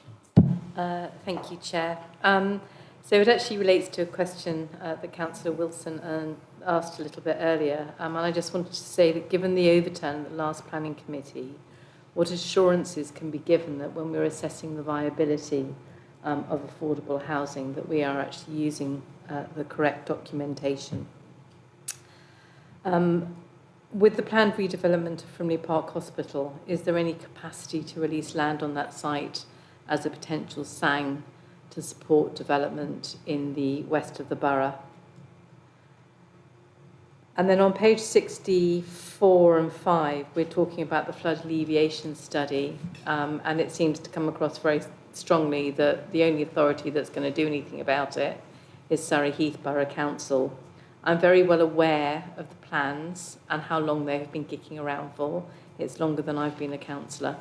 And I wondered if we could have an update, please, on the date that 2.28 might move forward, and a date on when 2.25 might move forward, and whether or not at some point it would be possible to have the project plan shared either back here or at the main council meeting or at the planning committee, for whichever one is felt to be most relevant. The other one is on page 70. I just wondered what reports are available to evidence that we are proactively ensuring that buildings meet the necessary planning control and are actually being built in line with the planning approval that was given, because I know that for some time now we have been talking about a planning inspector or a planning control officer, and I wondered whether or not we had actually now managed to fulfil that statutory requirement, and if not, what plans we had to be able to do it. The other related to people that were in private rented accommodation, where we've had reports of a clearance, and I wondered what action support was given and what communication we had with the landowner. I think it's no secret that the current government's reforms in rented accommodation and the impact that may have on landlords, as it says in this report, is highly likely to impact our ability, the amount of rented accommodation within the borough. And I just wondered what we were doing to ensure that the landlords that are left aren't rogue landlords, and the report of those poor states of those buildings weren't related to basically poor landlords. And then I will stop after the next one, which is I just wondered how often do we review the provision of older people housing? No, I've got one more after this, sorry, Chair. Review the provision of older people housing and its compliance with the best recommendation. I'm very much aware of the fact that we have housing which is used for older people in Chobham, which is certainly not fit for people with any form of disability or frailty. And then on page 108, it says that we will identify gypsy and traveller sites through the local plan process. I think we've accepted that we can't identify gypsy and traveller sites through the local plan process. We've tried very hard, the officers have tried very hard, even some members have tried very hard, but we have failed to do so. So I wonder why that statement is still being made within this document. Thank you. Team, who wants to go first? So, in terms of the first question, in terms of viability, yes, the previous application was deferred based on the information on the existing use value, and we've taken that away. The majority of the time when applications are assessed, we have all the information in front of us. At the time when that application was actually assessed, our independent assessor said that against the existing use value and the alternative use value would make a difference in terms of providing affordable on the site. But we took it away, we deferred the application, and we'll come back to members in terms of that information for completeness. In terms of Frimley Hospital, is that Frimley Hospital site, I believe, Councillor Wheeler, you raised? I mean, obviously, we don't have any control over what the future use or delivery or development on that site is going to be. So we can't really dictate what they want to use the site for in terms of future SANG, but we have to wait and see what happens in the future on that one.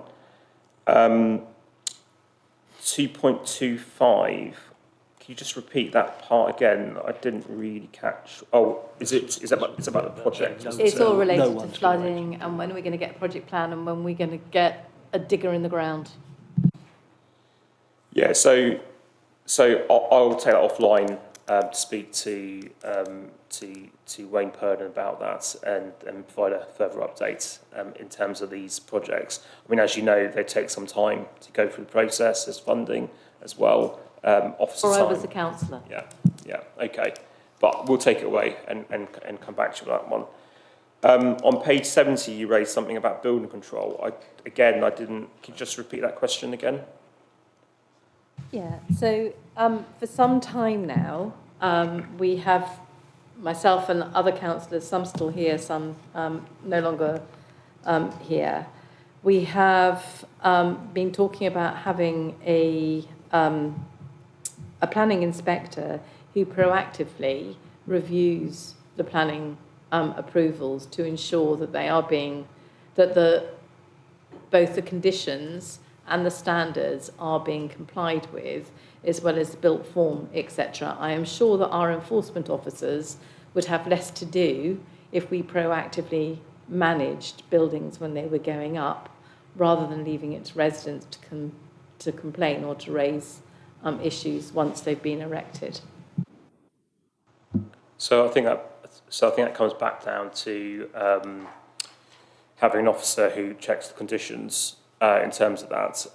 I mean, as you know, we are short-staffed in terms of the resourcing in the team at the moment. Once we're fully up and running in terms of having all officers back in the team, that resource will come forward in terms of making sure that developments are built in accordance with the plans and we are proactive in terms of that process going forwards. Is it possible to have an update on that at the same time that we get an enforcement update in terms of those standards? Because again, this is something that was raised, to the best of my knowledge, at least 6 years ago. Did that answer?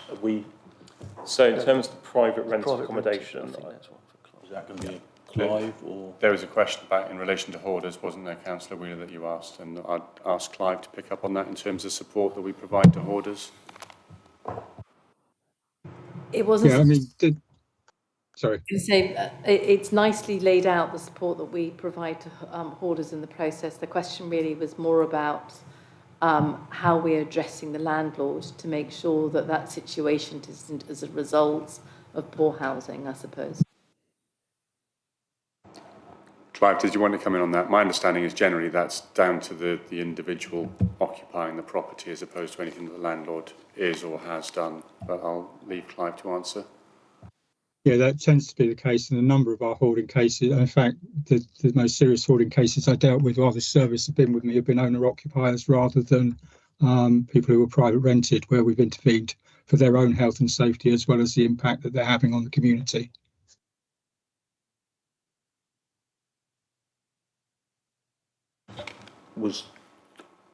Does that answer the question, Councillor Wheeler? Not quite, no. We reported 5 cases which were in private rented, which seemed disproportionately high in the figures.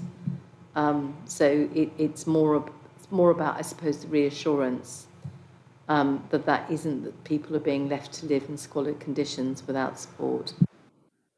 No, and we have examples where we work both with the tenant, who usually it's through the tenant's actions that's caused the hoarding, but sometimes that leads to disrepair in the property as well, which, whether the landlord likes it or not, becomes their responsibility. So we work with both the tenant and the landlord to bring that property up to state and be a safe environment. Okay, so I'm going to let Councillor Wilson have the last after me, because I've got some questions, but luckily you guys have already asked a lot of them, so we're fine. So Councillor Wilson. Thank you, Chair. I've got three quick fire, well, 2 questions in 1 point. So the first one is on page 77, 5.14. It's great news that a fly tipper has been prosecuted successfully in Windlesham. Just wonder if there's any more information about that, like the location where the fly tipping took place. Second point is on, well, it's page 82, really, 6.16, about the use of the Ringo app in the pay and display car parks. I use that. It costs 20 pence extra to use your credit card, basically to pay for your parking. So it's great news that we'll be getting the new machines. So people are actually going to find their parking is cheaper if they pay by Ringo, because they can just use their contactless card and make it cheaper. It's obviously not everyone's going to get that until the end of Q4, which is a bit of a pity. But people can look forward to cheaper parking. And the final point is a question, and it's on page 91, 7.30, a quick question. The homelessness prevention grant, there was the budget last week from the new government mentioned more funding for homelessness prevention. Is it too early to say if any of that is coming to this council or what's expected? Thank you.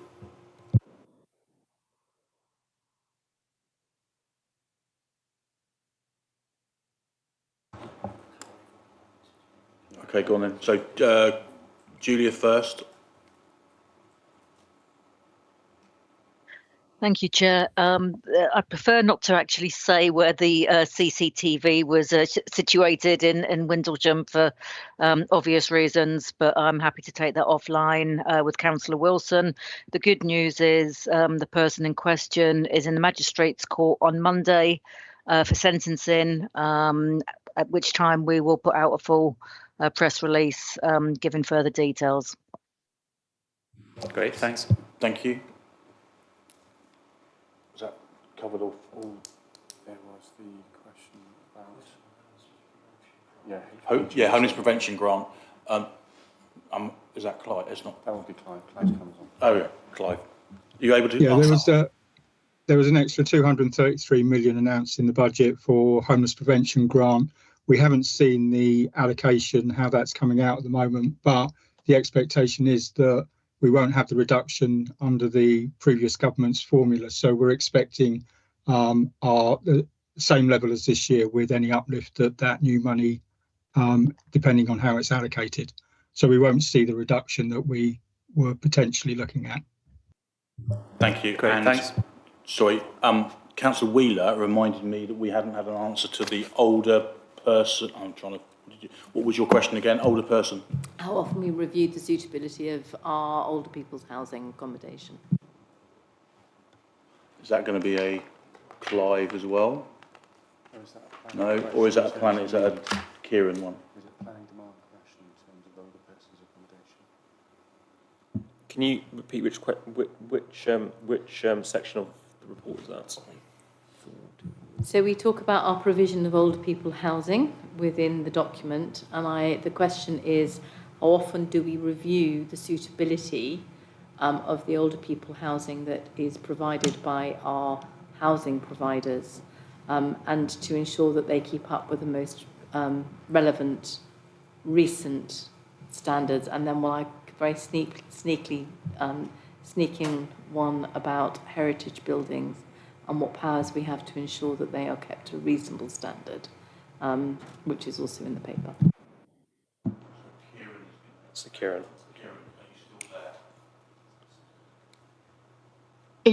Shall I come in? I don't think that's necessarily direct planning when we don't monitor the provision for older people's homes in terms of their suitability, but we have got policies in the emerging pre-submission plan which seek to encourage the provision of accommodation that's suitable for older persons and to provide accommodation that meets accessibility standards.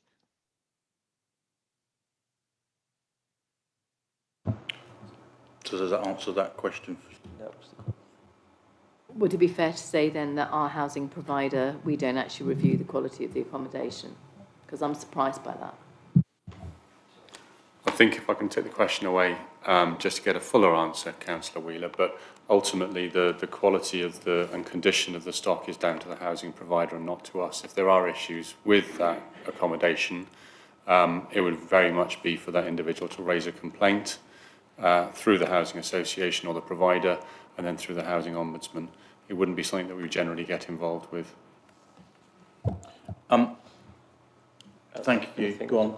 I think there was a question in terms of heritage. Heritage. Who's going? In terms of heritage, that's basically in conjunction with corporate enforcement and also with not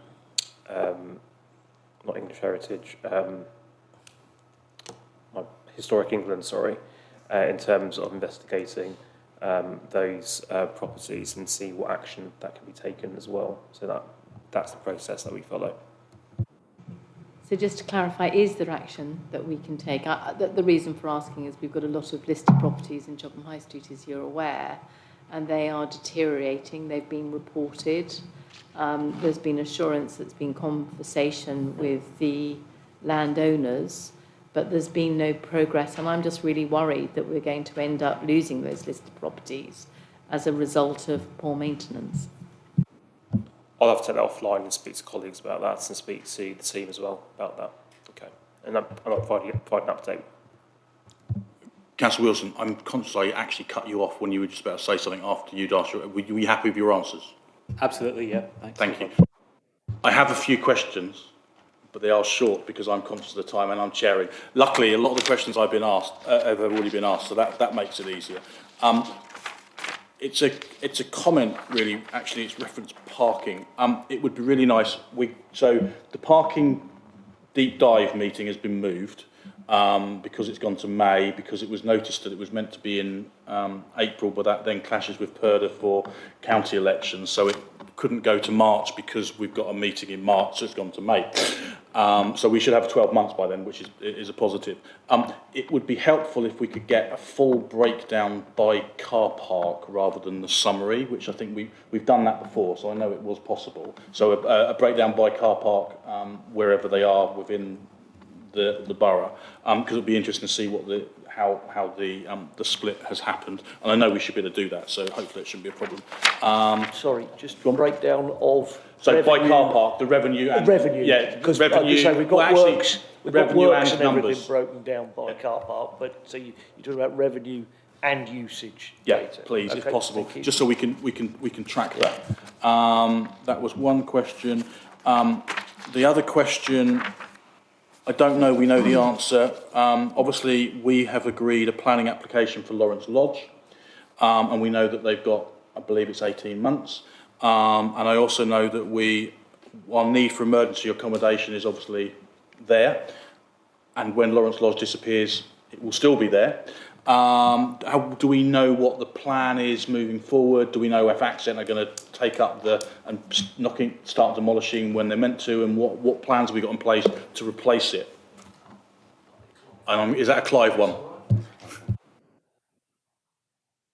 Yeah, we actually have an external consultant looking at the options for us, and the report actually landed in my inbox this morning. So we'll be looking at evaluating their options, and it looks at both what the short-term wins are, maybe with private sector leasing or work with landlords, through to going back to the discussion earlier, whether the council wants a strategic approach to acquiring properties.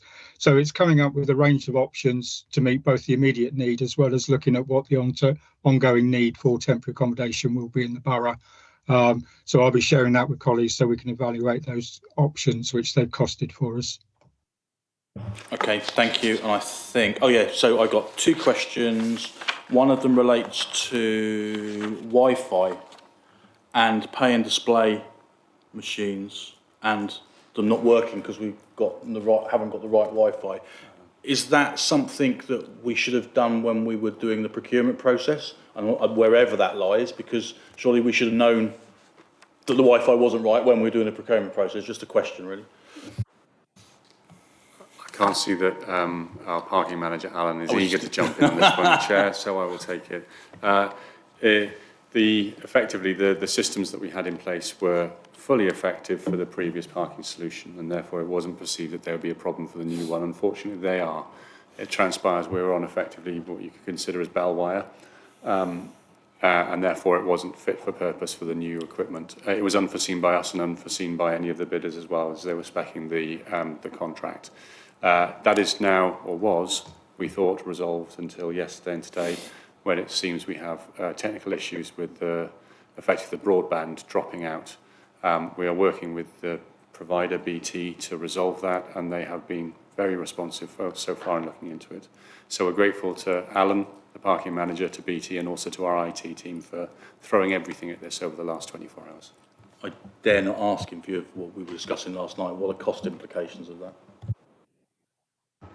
To be confirmed at the moment, but obviously with the benefit that we have the ability to tap as you leave, that is helping. Okay.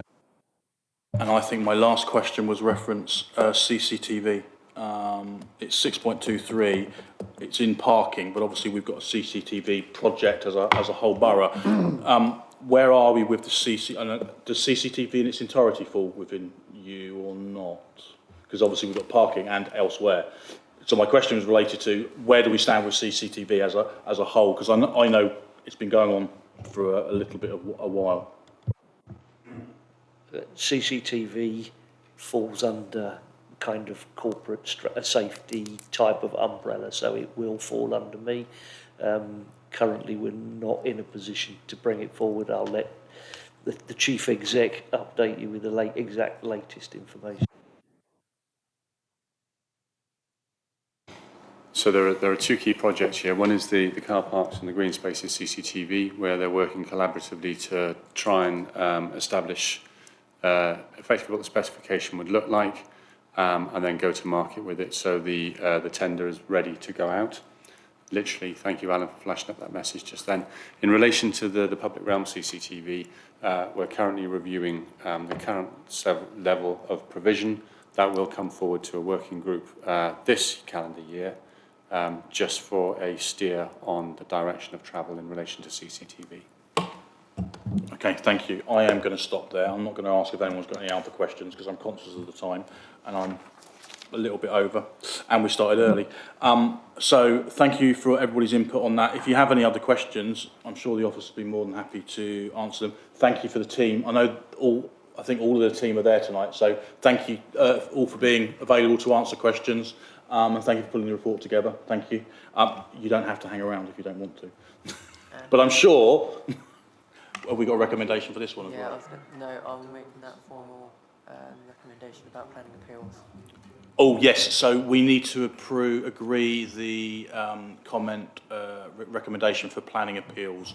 Are we happy to approve that to come to planning on a quarterly basis? It would be one to recommend to council. Well, do we have to recommend it to council? Yes. Okay, fine. So we want to recommend it to council. Agreed? Okay, agreed. Thank you. Okay, so that takes us on to the second to last item of the evening, which is the half-year budget monitoring update. Thank you for your patience. I promise you next time around we'll juggle it around so you're not last. We did have you first before, so trying to mix it up a bit. But over to you. Thank you, Chair. Do you want to do your microphone? Sure. Thank you. It's really lovely to see so many of the same faces that we did last night for exactly the same report with exactly the same script, and more new people. So clearly the word got out about how exciting it was. Right, so this is the financial monitoring report for Q2, which ended on 30th of September. The report shows how the council is performing against the budget set in February, with the forecast year-end position, or otherwise known as the forecasted outturn. So as you'll have read, the original expenditure budget was set at just over 17 million, whereas the forecasted outturn is close to 23 million, which is made up of 16.5 on services and 6 million on non-direct costs. As you'll have seen, the report now covers all of our main areas in one report, so capital, revenue, treasury and reserves. So capital, It's forecasted to come in at 10 million against the projected 16 million. This is somewhat frustrating, obviously, because of the lack of progress on some of the bigger items, but it does keep our interest rate expenditure down and obviously a lower than budgeted amount in relation to the capital programme. The capital programme and any reprofiling into from this year into next year will obviously come through in the 2025-26 budget that we will present in February. Revenue is close to a £6 million adverse variance, with £4 million of that due to some errors within the budgeting process. As I said last night, obviously, whilst the errors are frustrating, we have known for a while, and it was obviously brought as a request last year to increase spend on our finance transformation programme to ensure that we had a fully functioning and sort of finance team, which has allowed some of these errors now to be identified and to come through. Base budget review, obviously this year also, I've got to stop saying obviously, nothing's obvious, is it really? I say that a lot. Base budget review had £400,000 worth of efficiencies identified, which are now in our amended budget. Appendix 1 has the overruns, which itemised. You can see the adverse variance in there is 800,000. 600 of that, additional 600 was coming out of the earmarked reserve, so that, to explain that variance.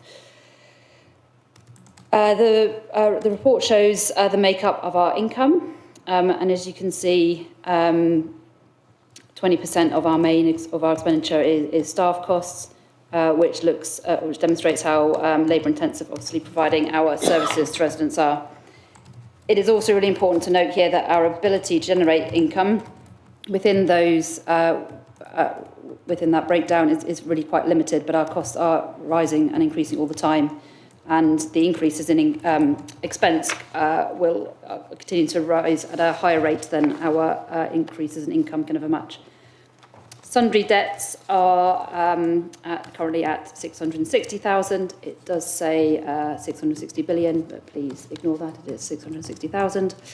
All of these debts are being actively managed, and both council tax and business rates collections are on target for this point in the financial year. Treasury, the council has £177 million of debt financing. The majority of this obviously has come onto the books since 2015. The long-term debt of nearly 98 million is written at a weighted average of around 2.37%, and the short-term debt at an average of just over 5%, which represents nearly 80 million.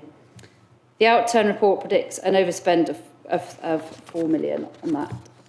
And on the other side, we've benefited from the higher interest rates to the tune of 400,000 on our invested cash balance of 7.5 million.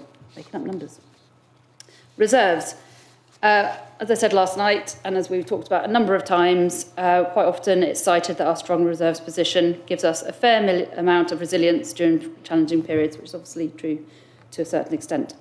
We're projecting our usable reserves will be at 22 million at the year end, with the drawn reserves of 8.5 million. I also reminded people last night and continually remind people that our reserves aren't cash balances sat waiting to be spent. The reserves are IOUs where we've already spent the cash, which was spent at the time to keep our external borrowing to a minimum. So that is what we call our internal borrowing. When the cash is needed a second time, such as we need to use it now, that internal borrowing then has to become external borrowing.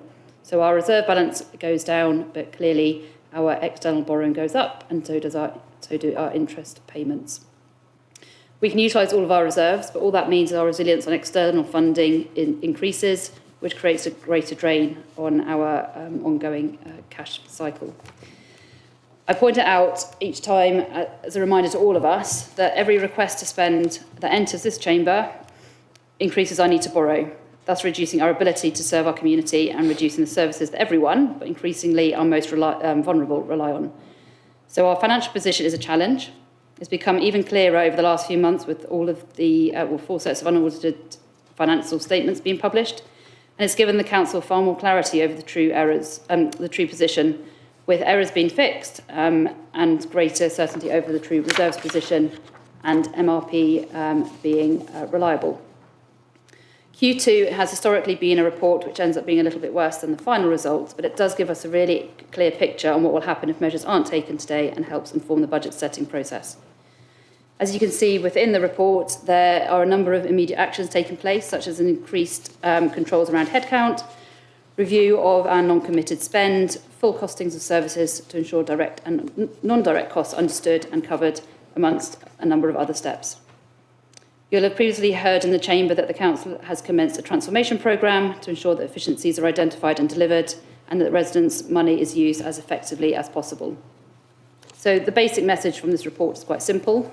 Income has to go up, expenditure has to go down, and that applies to all of the council services across the council to allow Surrey Heath to be able to set a balanced budget in February.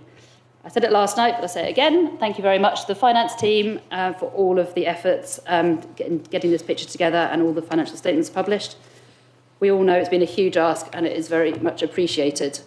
And we are relying on you for the budget process and to make sure that we can identify all the pockets of opportunity within the forthcoming process.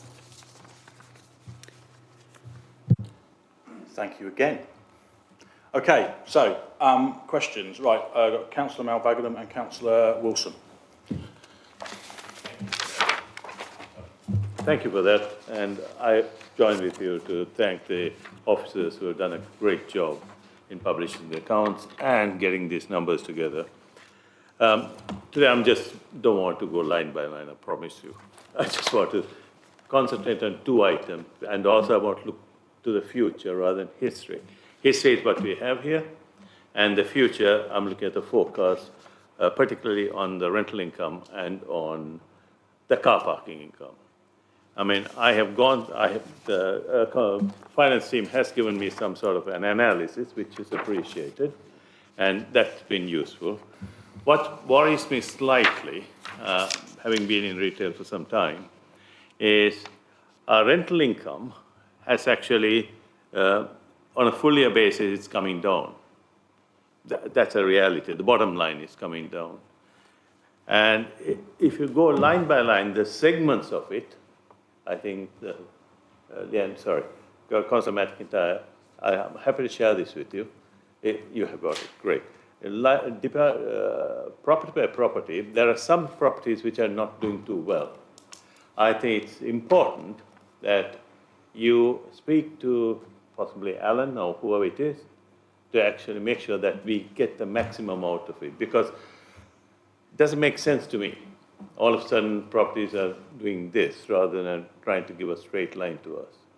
So it's important that you all concentrate on that, because losing something like, I don't know, 300 or 1,000 pounds, yeah, in a 6-month period is a lot of bucks. And that, if you all can arrest it now, rather than waiting for the year end, it's an advice rather than a question, that it's better to do it now and as early as possible. And also you have to work with other teams to actually get this rental sorted out. And of course, the overheads are involved. That's point one. Point two is, of course, the car parking. I mean, again, I've got analysis, which I hope this has been sent out to all the other officers, councillors too, because it's very important for them to understand where we are heading.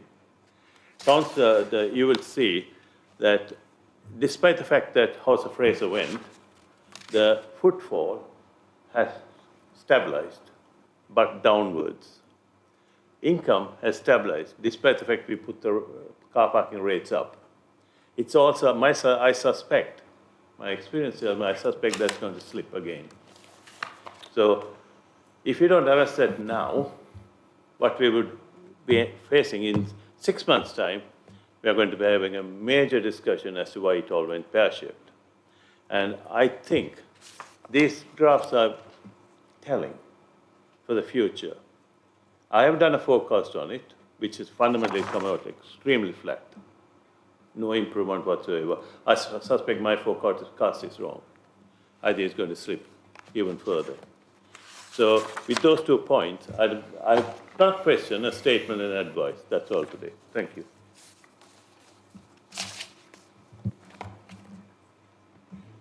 Sorry, thank you. Did you want to speak? So it wasn't, thank you, that's helpful. The only other point I was going to make about this, the property, is these figures don't include MRP and interest payments. So actually, it gives us a more positive view than would have done. So there is work being done on it, and in the finance team, but also in the portfolio. Sorry, if I can come back to it. I prefer it that way. I requested it that way, so we see the raw cost rather than confusing it with interest in it. That's the main reason I got it. But I need to understand the raw cost to see the cost and revenue basis. Yeah, thank you.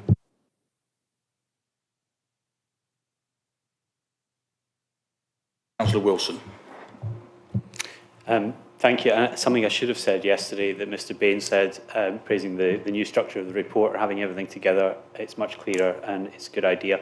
And yes, I just wanted to make that point. It is the same report as we looked at yesterday, but importantly, this is a different committee. This is a scrutiny committee of backbenchers, and I understand why the report had to come to the executive before. It's no one's fault, well, apart from the councillor who resigned and caused the by-election. But this committee, we were put here by the public, and the public expect us to make sure that their public money is spent properly. And we're backbenchers, so we can't ensure anything except for once a year we can vote for a budget. But the budget we voted for this year bears no relation to how the public money is actually being spent. And we know the reasons for that, and they're well understood. It's on page 238. We didn't know about most of the debt interest cost, and nobody did. We didn't know about the double counting of £500,000 grants and all the other things that are in this report. So we can't do what the public put us here to do, which is to ensure their money is well spent.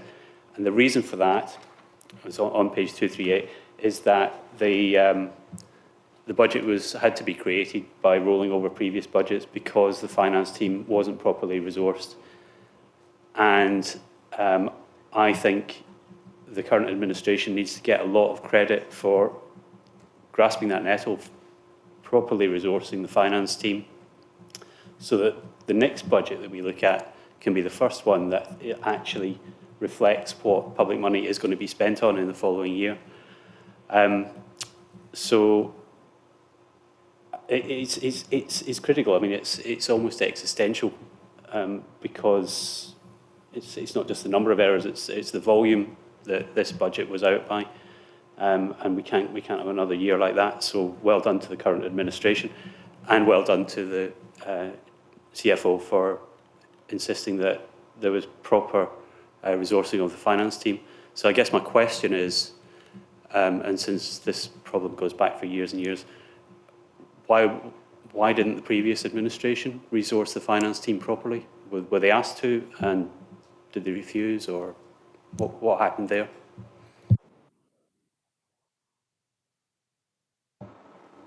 Who wants to answer that? I probably can't answer that.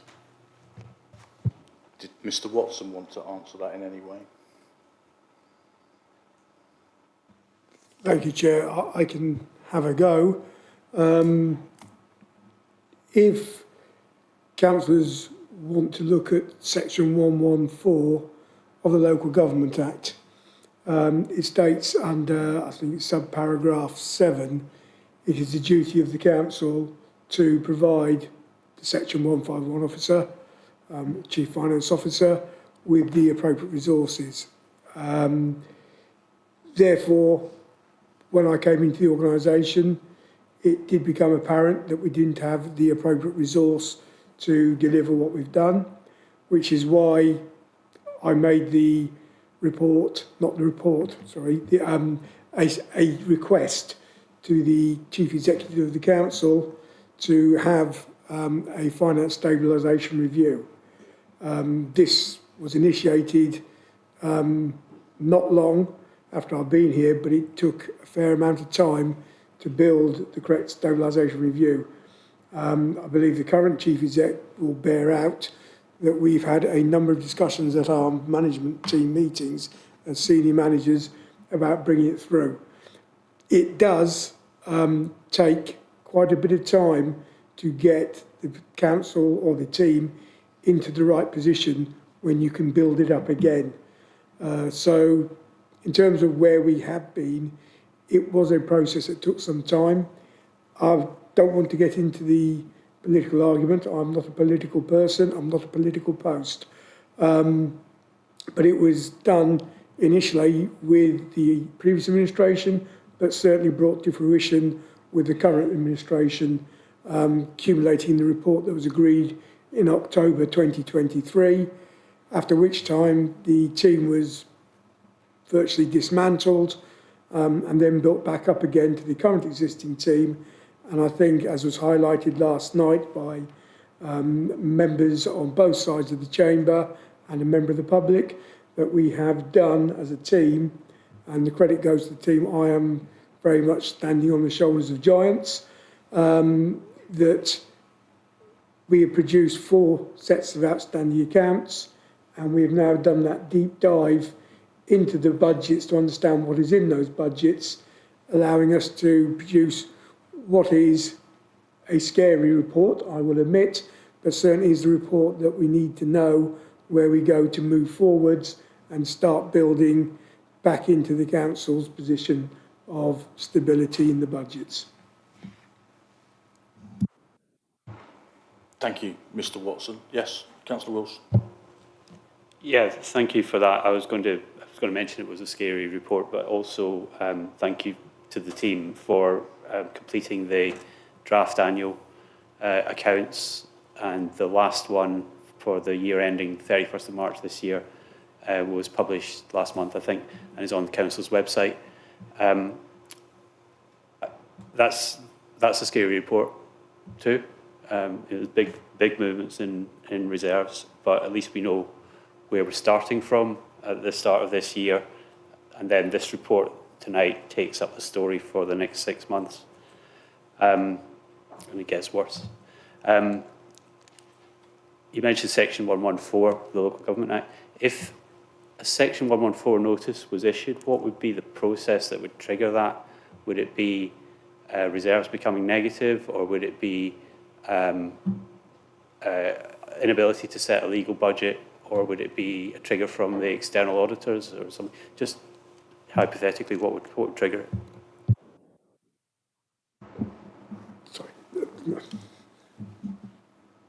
So, hypothetically, as you say, there is really, if you look at the Act, there's about 8 different provisions in there, going from who should be the Chief Finance Officer of the Council, running through to what happens when they're not here, and all that. But the 2 key areas that you refer to and the committee needs to be aware of, and you sort of cover them off together in one go, is firstly, if the council or a member of the council or a committee or an employee is about to commit illegal or unlawful expenditure, it's unlawful, the correct term, expenditure, then the Section 151 Chief Finance Officer should make a report. The other part that you refer to is the inability of the council to, I paraphrase, set a balanced budget. In reality, its resource expenditure exceeds its resource availability over the 12-month period of a year. And again, that is a decision there. What the regulations do allow is the smoothing of that sort of unbalanced budget by the use of reserves, which is what the council has been doing and will continue to have to do so at some point. What it does give us is the time to avoid the declaration of an unbalanced budget. So the council can, if it is able to do so, meet the needs of a balanced budget, i.e. expenditure and income are equalised over it, which is a position that has been highlighted, I think, in the last 3 medium-term financial strategies, in the Chief Finance Officer's report under Section 25, in the Coven report to the MTFS, that yes, there is a use of reserves, and yes, if we don't stop that use of reserves, we'll end up in a position where the council cannot set a balanced budget unless it makes some mitigation actions along the way. I believe, as I do know now, that we've got the clearer information following the publication of accounts, following the deep dive into the council's current budgets. So we're now looking at what's in the budgets rather than, as you mentioned earlier, an incremental process building on the base budgets.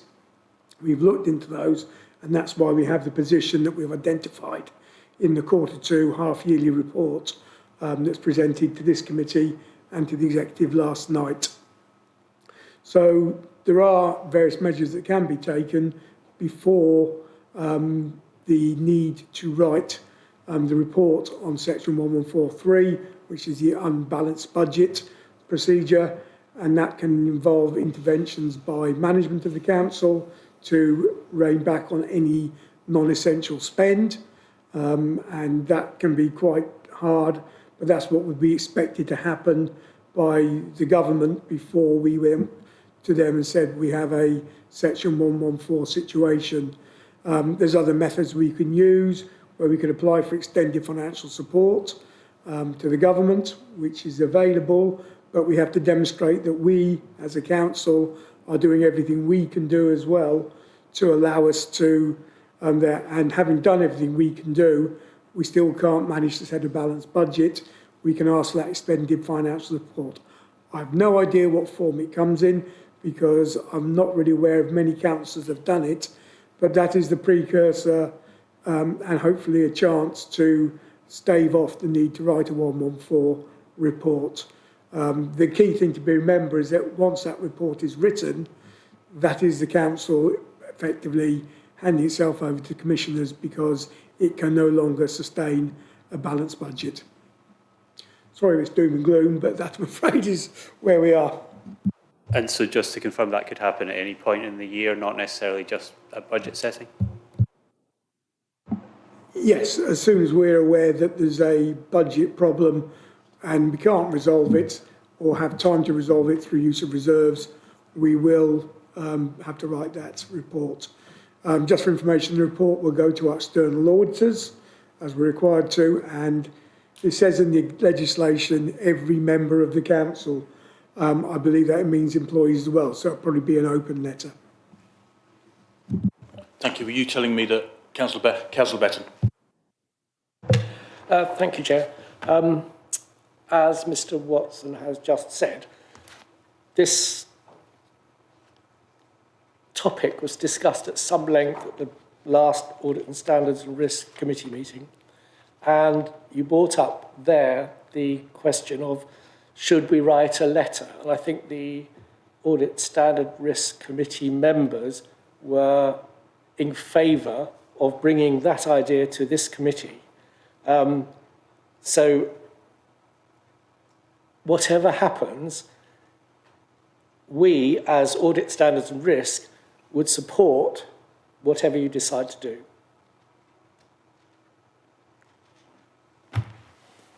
Did that come as a recommendation? Sorry, I just thought picking up. I wasn't at the meeting either. I thought it was. I think even if it had done, though, it's not something we want to do now. So why? I'm not sure what the benefit of bringing it now would be. So isn't it more of a recommendation to come in the event that we think that's... Yeah. Okay. I agree with Councillor McIntyre. In the event, it's got to come here for the Section 114 letter or whatever it is. In my opinion, not a political statement, factual statement. We are a little bit away from even thinking about it. I think I wouldn't start the gloom discussion today.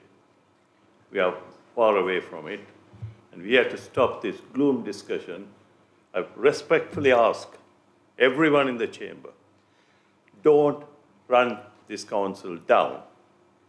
This is our borough. We got to fight for it, even if it comes to actually going to the last penny. So don't keep running this council down. I respectfully ask everyone. Thank you, Chair. Thank you. Sorry, I'm turning mine off now. Do we want to take that away and see if that, because I don't know how, procedures or anything for that. So can I leave that with you to come back? Do you want to say something, Mr. Watson? Certainly, Chair. Just to clarify, we're talking about writing to the department for extended financial support, not the issue of a Section 114 report, because I believe that the method we would use is right for that extended support before we then went to 114 territory. So what you're saying is we're not in 114 territory yet. What you're suggesting that we write to what you just said. I'm trying to think. Extended financial support from the ministry, and it's normally, I understand because I've not done it and I've not seen one do it, although I know people do, a letter from myself as the Chief Finance Officer to the Finance Director, who's a civil servant at the department. But as I say, they will expect us to show what we have done as a council first, before we just say, give us some more money. So yeah, I'm on the Audit Standards and Risk Committee. I don't disagree with what the Chair said, but I don't think we were requesting the CFO to write for extended financial support. I think we were requesting potentially to write to alert the Ministry that we could be in financial difficulties soon, but not at that moment. A lot of if, ands, ats and buts. Sorry? Yeah, I'll go back to my original comment. Let's take it away. Let the relevant people discuss it and come. We seem to have a plethora of these meetings in the coming months because of various elections. I think we even got one in December, if memory serves me correctly. Is that right? Audit standards and risk. Oh, no, this one. Yes, we do. Yeah, okay, so we've got another meeting in December, so that's fine. So let's take it away and we can come back with a decision and a recommendation for the next meeting. Can I, just for clarification, it was Mr. Watson's idea to write the letter, and we all supported that if he thinks it's necessary. The question was asked by Sean MacDonald about the letter. Then only the Section 1551 officer answered it. That's how I remember it. Got to be honest, I did watch the video because you can probably imagine I did, and that's how I remember it as well. So I think I'll say it for the third time. We will take it away, we will discuss it internally, and we will come up with a recommendation for the next meeting on this point. Is that okay? Okay, thank you. So, go on. Just as a lay person, because I'm not an accountant, but I mean, all of this is really come down with the fact that financing debt, there was free money under the public loan works. A lot of money would have been taken to buy something which didn't turn out well. Is the government in any way sort of, they realise the situation? Is there any funding available? Is the government going to change anything to help local councils? Is there anything in the pipeline? Obviously, we will change the government.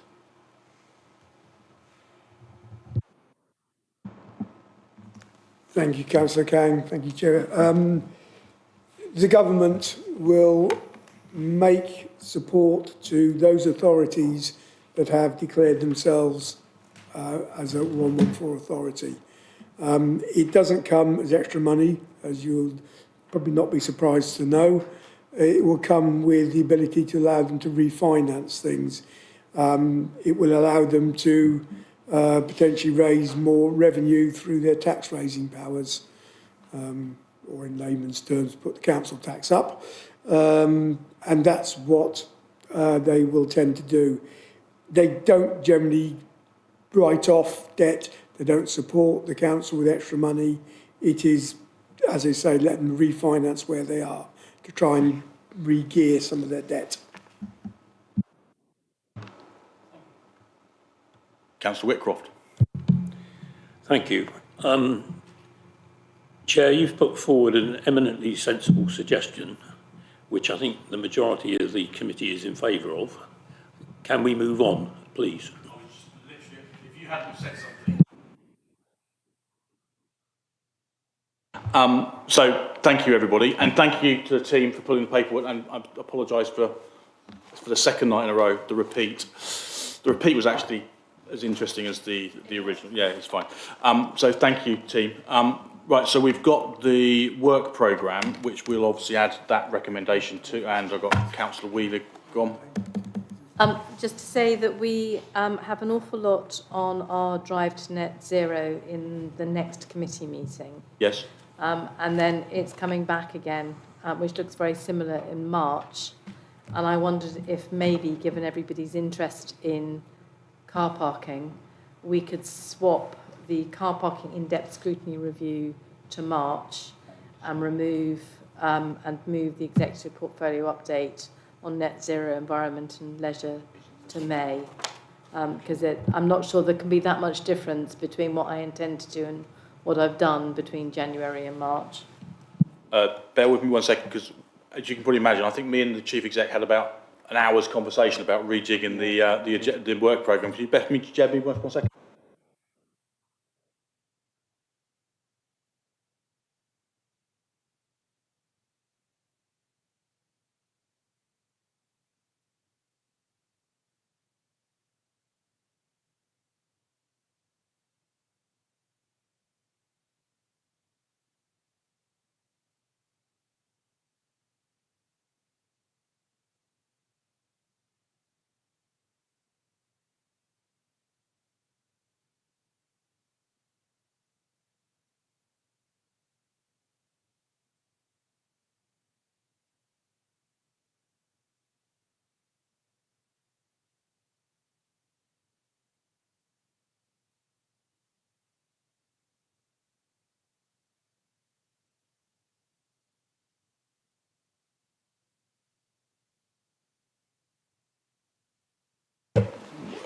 Okay, I don't want to leave you hanging any longer. We have had a discussion about this, and we can't remember why we left it as it was. There was something about it, one of the papers coming to executive, and we didn't want to bump it because it was going to executive after us. Yeah, we think it was a climate change one. So I understand your question, and I would love for that to be the case. Again, I don't want to say this every time. Let me take that away, and we'll have a conversation reference to work group. And yeah. Councillor Wilson. Yeah, I totally understand. We want to get the data for car parking, but when we were going to do it in April, that was only going to be 11 months data and then a projection for the 12. So it would be really convenient to do it in May because we could get a whole year because it's very seasonal. But I take the point, but I'd like to do it with a year's data. But sorry, go on. I agree with, to be fair, I agree with both of you. I'd like the year's data, but we also said we would discuss it quite quickly. So that's the reason I'm happy to look at the work programme. Unfortunately, the work programme has gone a bit skew-whiff because of the 3 elections this year, okay? So we have done some juggling. It looks like we might end up doing some more juggling, but I take on both the points. I actually, if it's possible, agree with both those points. Let me see if we can try and juggle it around. Did you say you wanted to add something as well? Yeah. Go on then. I have actually just got one small minor proposal to move the Q3 finance reports to January, which are currently allocated to March. I'm advised that would be far more appropriate, and it would also be written in the new reporting mechanism as the one per today's meeting as well. Okay. Did you get that? Yeah, well, it was Bob. It was yeah, Bob's suggestion. Because I was looking at it. I was looking at this scene. Half-year performance is the next meeting. We've only just discussed. I can do it again. Yeah. Yes, just to say, Chair, obviously with our current financial position that we're now well aware of and have highlighted in the Q2, the idea is to try and bring these reports in so it is possible for the executive and this committee to take timely action on the reports.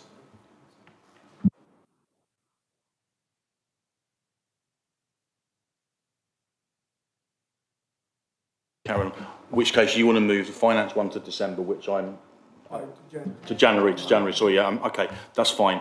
I have no problem with that if we can fit it in because of all the other juggles. Okay, I've got two hands now. Go on, go for Councillor Noble first for someone different. Thank you, Chair. Just concerned that if we're going for Q3 reports, which are to the end of December for the meeting in January, is that sufficient time for the officers to prepare that report? Is that putting them under undue pressure? Hope so. It was the 151 officer that suggested it.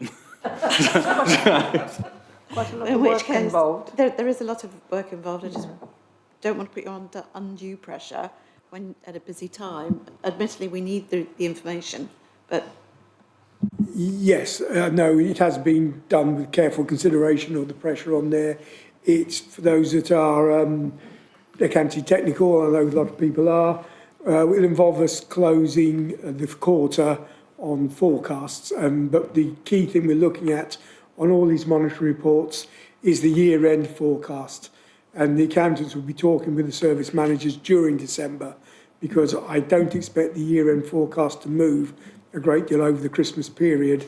And then we'll just produce actuals for the 9 months from the ledger as soon as we get back in January and issue the report. So it is a hard ask, but again, it's something that we need to do. And with the better team and the understandings in the team, I'm convinced we can do it. Okay, that makes perfect sense based on everything we've had discussed this evening. Councillor Wilson. Yeah, the draft accounts for 23-24 that came out last month that I was talking about earlier, I don't think they actually go to any committee until they're audited. Is that something that should go to a scrutiny committee? I mean, ideally it would go to ASR, but is there any way that a committee can examine these accounts and have them presented, in layman's terms to us? I'll look to Mr. Watson. So the standard practice is we publish our draft accounts or unaudited accounts, not draft, definitely unaudited accounts on the council's website. We open an inspection period where members of the public, councillors, anybody, in fact, can ask questions of the external auditor. It's not of the officers. But the standard practice is then once we have an audit report coming in, then we will have that audit report available. We'll have the final version of the accounts as audited, and that gets taken to audit and standards to sign off the accounts and sign off the audit report. From then, it's yes, you brought them to committee, but the committee workflows and timetables are already very, very full, and you will spend quite a bit of time potentially picking up things that the auditors are going to pick up as well, and it's a duplication. So standard practice, it doesn't go, we publish them in unaudited format, we open an inspection period, and we take the audited accounts in their final version to audit standards. Okay, thank you. I think best thing to do is take all of that juggling, and we just need to sit down and relook at this work programme, see if there's what we can do. Conscious that we might end up with a longer meeting, which I'm sure we don't mind that. I mean, it's a bump in the road because obviously we've got a whole pile of them. So obviously, hopefully, in the new municipal year, we can sort this out a little bit better. So we will take it away and we will come up with a revised work programme and get that out. I'm not going to ask if anyone else is going to have questions, because it's 9:30. I'm sure we were all here last night, or a lot of us were here last night. So thank you for your time, officers and councillors and those online. And we will see you, some of you tomorrow night at planning. Have a lovely evening, what's left of it.